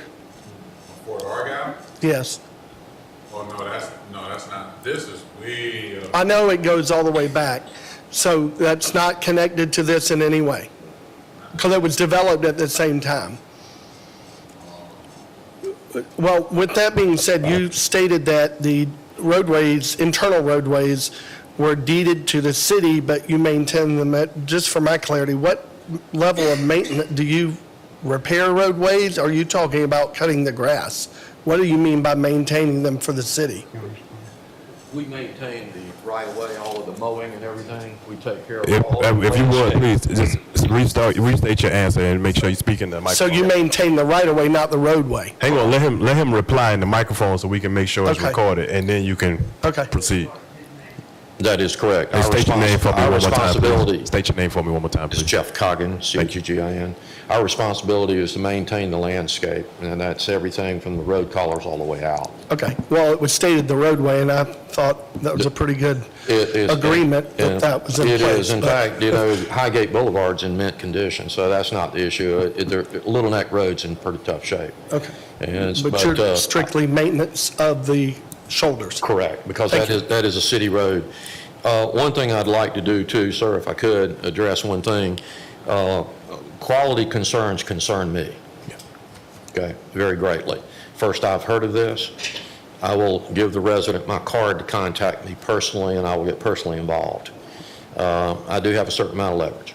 So I'm very, very concerned, to be honest with you. This is the first I've heard of it, but I don't want New Hampstead to have a reputation for poor construction quality, okay? We appreciate that. I'll address it. We appreciate that. Okay. Anything else for the petitioner? Mr. Milder? And you got some traffic. Jumping back to the public engagement, you should have that meeting with the HOA or other stakeholders before this gets to city council. If it gets approved, or I'll postpone it till it does. But that'd be great. Thank you. Mr. Coles. Along that vein, I feel like I would be more comfortable having a vote here after that meeting Yes. takes place. So would your client be open to continuing this to the October 17th meeting? Because there is murkiness between whether this is a text amendment or a map amendment, and to me, it's kind of both, and I think that would necessitate meeting with the community. That's okay. Okay, thank you. All right, Ms. Epstein? I have a quick comment, I think. If, with the development or the granting of a land disturbance permit for each one of these possible subdivisions or however their development, because once this is in place, you probably won't have to do a lot of rezoning. So that with each development that comes across, if these builders and the individual contractors can really double down and make gosh darn sure that everybody around is contacted. I know that's hard because I don't know that we have a real complete listing of HOAs available. So I don't know if there's something that you can put in your contract. I'm being a little bit pushy here, but in your contracts to make sure that when these folks start building, that even though the zoning is fine and they're within their rights to do whatever, that just the folks get in the immediate area are informed. Before you, Buildings. before you respond, Mr. Brandon, I want us to be reminded that currently the only thing that we can ask for is what is required from an ordinance standpoint, but we can at least encourage good faith and integrity measures from the petitioners that would appease and go a little bit further than the minimum required. But I just wanted to say that so we're not seeming as if we're trying to push something that we technically cannot. Aren't those developers coming for site plan approval now to MPC? I thought they would all be coming. That's correct. So you do have an opportunity when you get those requests for site plan approval to require them to meet with the neighborhoods and whoever you want to. No. No. No, I'm so sorry. I just want to interject there. Am I saying that right? No, unfortunately, when site plans come through, there is no public notice requirement. When plats come through, there is no public notice requirement. Once you make a decision on this zoning, the next time that you'll hear something is when there is a decision related to zoning to come back here. So, Or if there's a master plan for one of the large lots and the major subdivision comes back to this body for approval. But that's why I was glad to hear you at least recommend to them that they meet with the neighborhood, because if there's any tweaks that need to be made, it needs to be made in agreement with them and the community to their overall master planning document, so that when they sell off their parcels, everybody's singing from the same songbook. Okay. Mr. Melder? Can I just clarify, the petition that the petitioner is here for, I know there was a comment made about murkiness.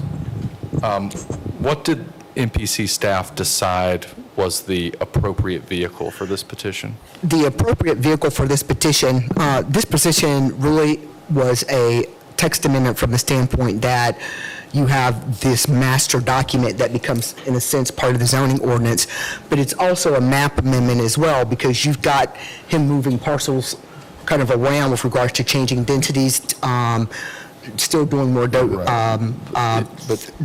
more donations, things of that nature. So it's two actions that should have taken place, because that's when the community would have been notified that there was going to be a change taking place. When this property was sold to a developer and people bought, they bought and they had the PUD document, the master map. So when you have changes, both things change.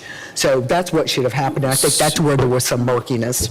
Understood, but it was MPC's staff that moved this vehicle forward in the way that it's moved? No, basically, we went back and forth with city staff a lot with regards to the fact that this should have been a text amendment as well. Okay, as so the I vote. guess, So, yeah. all right, well, we can throw fruit We at can each further other talk there, after but yeah. the council, after the meeting is closed. But my issue here is because we're focused on impacted residents, which is great, but want to make sure that we're also fair to petitioners and future petitioners.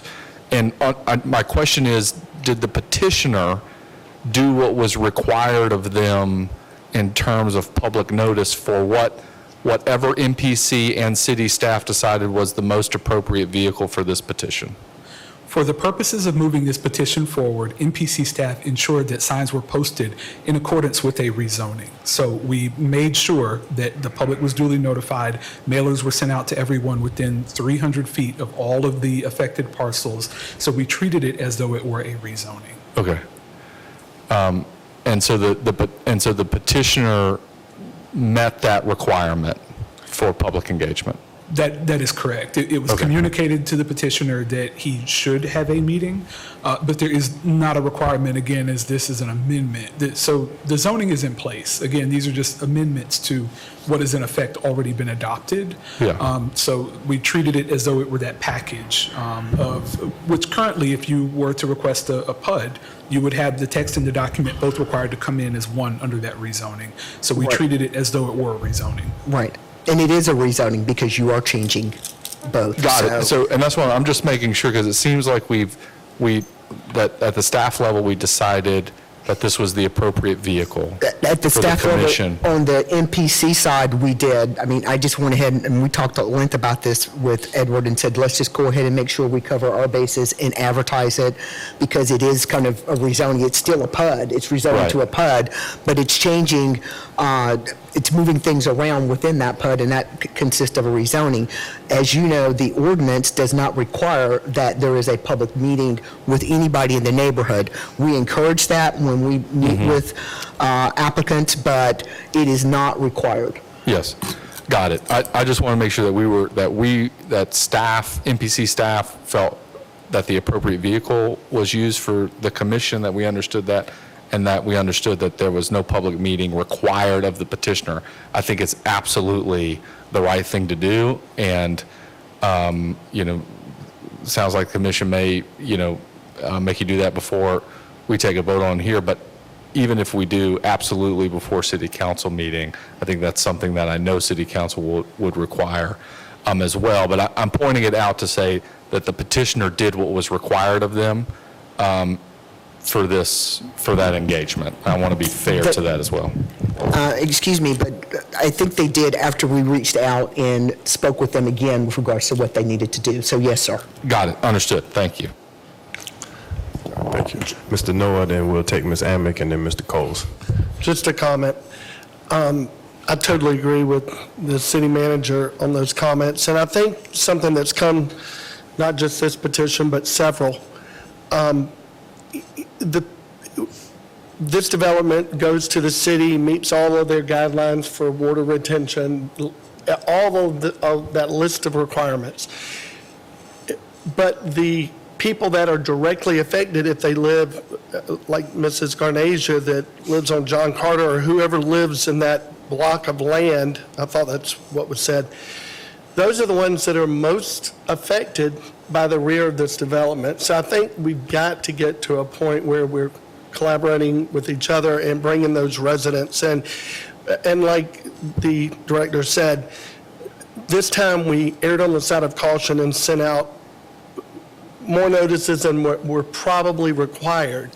But should we not have, or if we had not done that, then they wouldn't even have known. So just. Thank you, Mr. Noah. Let me get Mr. Morrow, and then you jump in, Ms. Hammond.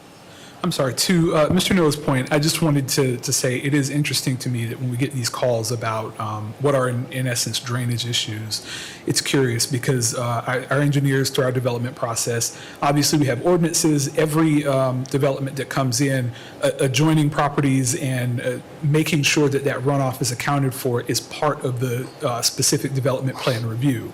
So again, it is curious that these things are coming up, but that might be something to address in a broader ordinance sense. Right. So it is addressed. It's not that our engineers don't pay attention to these things. They look at every development and they look at the adjoining impacts. So, Thank you. Ms. Hammack. To clarify regarding Ms. Sheehan's letter. To clarify regarding Ms. Sheehan's letter, when you look at this map, the Cypress Creek, is it bottom right, all the yellow? I think it's back here. Is it? I'm not. Right. Hang on, I want to make sure it's this. Right. I think it's right in here. And we did rezone this parcel. We rezoned it from commercial to village. So it went from we're down zoning that because a village is more of a mixed-use residential component with some. So it's not the pale yellow. That's soon to be developed. Yeah, this property is our property to be developed. They're back down in here somewhere. And this is the property we're donating to the city. We are also not rezoning that property as part of this. The city had talked about using it for affordable housing, but the city would have to come back to you and get that rezoned in order to do that.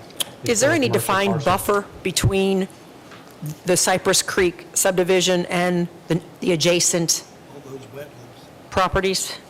I think there's some built-in buffers in our PUD ordinance, but I don't know what those are off the top of my head. Okay, thank you.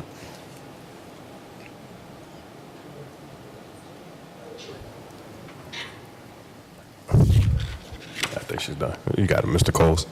I'd like to go ahead and propose a motion, if I may. Okay. Given that the petitioner has agreed to continuing this meeting to the October 17th meeting, I think it would be better that we go ahead and get the community meeting out of the way, even before we vote, do City Council a little bit of a head start so that they know what the community feeling is before it passes this body. I therefore make the motion that we continue this until the October 17th meeting. Yeah. All right. So we got a motion on the floor made by Mr. Coles to continue this petition to the October 17th meeting, and that was seconded by Ms. Bowles. Any discussion on said motion? All right, hearing none, we'll enter a vote. Mr. Welch? Yes. Mr. Wildwoody? Yes. Mr. Notrika? Yes. Mr. Noah? Yes. Mr. Melder? Yes. Ms. Jarrett? Yes. Ms. Epstein? Yes. Mr. Coles? Yes. Mr. Coleman? Yes. Ms. Bowles? Yes. Ms. Amick? Yes. I too vote yes. So the motion carries and the petition is continued to the October 17th meeting, and we appreciate the petitioner for being amenable. All right. Thank y'all. So we'll move to the next item on the regular agenda, and that concludes the regular agenda. So we move, regular business. That concludes the regular business. So we'll move into presentations. There are none listed. In other business, we have the approval of the amended bylaws. each of you have already received a copy of the amendment. We have had the opportunity to submit and provide plenty of feedback. So today, I am willing to hear a motion for the approval of the amendments so we can adopt them. Coles, so moved. Jarrett, second. All right, motion on the floor by Mr. Coles and second by Ms. Jarrett to approve the amended bylaws. We'll do a voice vote. All in favor? Aye. Any opposed? All right. So not listed on the agenda, but as a part of other business, we have, we put together a nominating committee last meeting for the nomination to determine a slate of officers for the upcoming calendar year. And we will accept those nominations from the nominating committee today. So the nominating committee chair, that was you, Ms. Bowles, right? If you would, please, and staff, if you would, please be ready to record said information. Okay. Let me make sure. I should remember this. So for the nominating committee, we recommend Karen for president. Chair. It's chair, vice chair, treasurer, and secretary. I'm sorry? It's going to be chair, vice chair, Okay. secretary, and treasurer. Chair, Karen Jarrett. Vice Chair, Travis Coles. Secretary, Wayne Noah. And Treasurer, Lorraine Bowles. You said, so secretary, Noah, Bowles, treasurer, okay? Staff, do you all have that?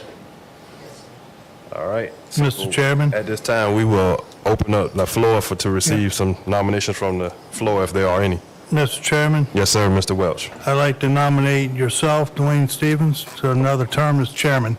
Okay.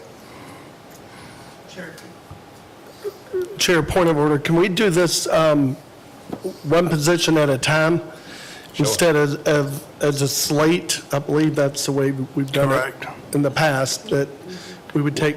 We're not taking action today. We're taking action at the next meeting. I'm so- just. Okay. Oh, so the next, so yeah, I mean, if there's any, so I follow you. So if there are any nominations from the floor, Mr. Welch has made a nomination from the floor for the chair position. Is there any other nominations for the chair from the floor? Okay. Are there any other nominations for vice chair coming from the floor?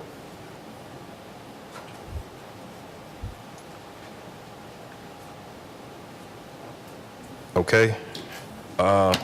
Secretary, any other nominations from the floor for secretary? I nominate Tom Woody Okay. to continue his term. Wow, Woody, I just nominated you.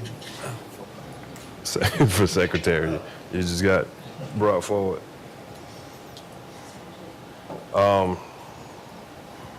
And for treasurer, were there any further nominations from the floor? Okay. Hearing none. That is the slate. I make a motion, we close nominations from the floor. Okay. Second. So, Mr. Noah, motion that we close the nominations from the floor. Mr. Welch seconded it. If there's no discussion on that, we'll do a voice vote. All in favor? Aye. Any opposed? All right, so those are the nominations. I want to, no, what we'll do is we'll take the slate today, we'll vote at the next meeting, and then in the October 17th meeting, that is when the new executive committee will be sworn in and take their seats. Point of order, Yes, sir. and if I'm incorrect, please correct me, but the bylaws under section 6, Okay. number 3, B, officers shall serve a portion of it reads, "Officers shall serve for 1 year commencing October 1 and extending through September 30th." If we vote October 17th, we won't be following our bylaws. So the 26th, we're voting on the 26th. 26th, I Yes. thought you just said. No, I just said we're voting on the I'm sorry. 26th, and then we will take the seats at swear the I first heard meeting in October. October. Yeah, thank you. If I did speak in error, please pardon that error, but. So, yeah. Cole's motion to return from executive session. No, a second. Okay, we went into executive session to discuss personnel matters. No action was taken. So now that we are back, we'll now entertain a motion to adjourn. Cole's motion to adjourn. All right, so move. Meeting.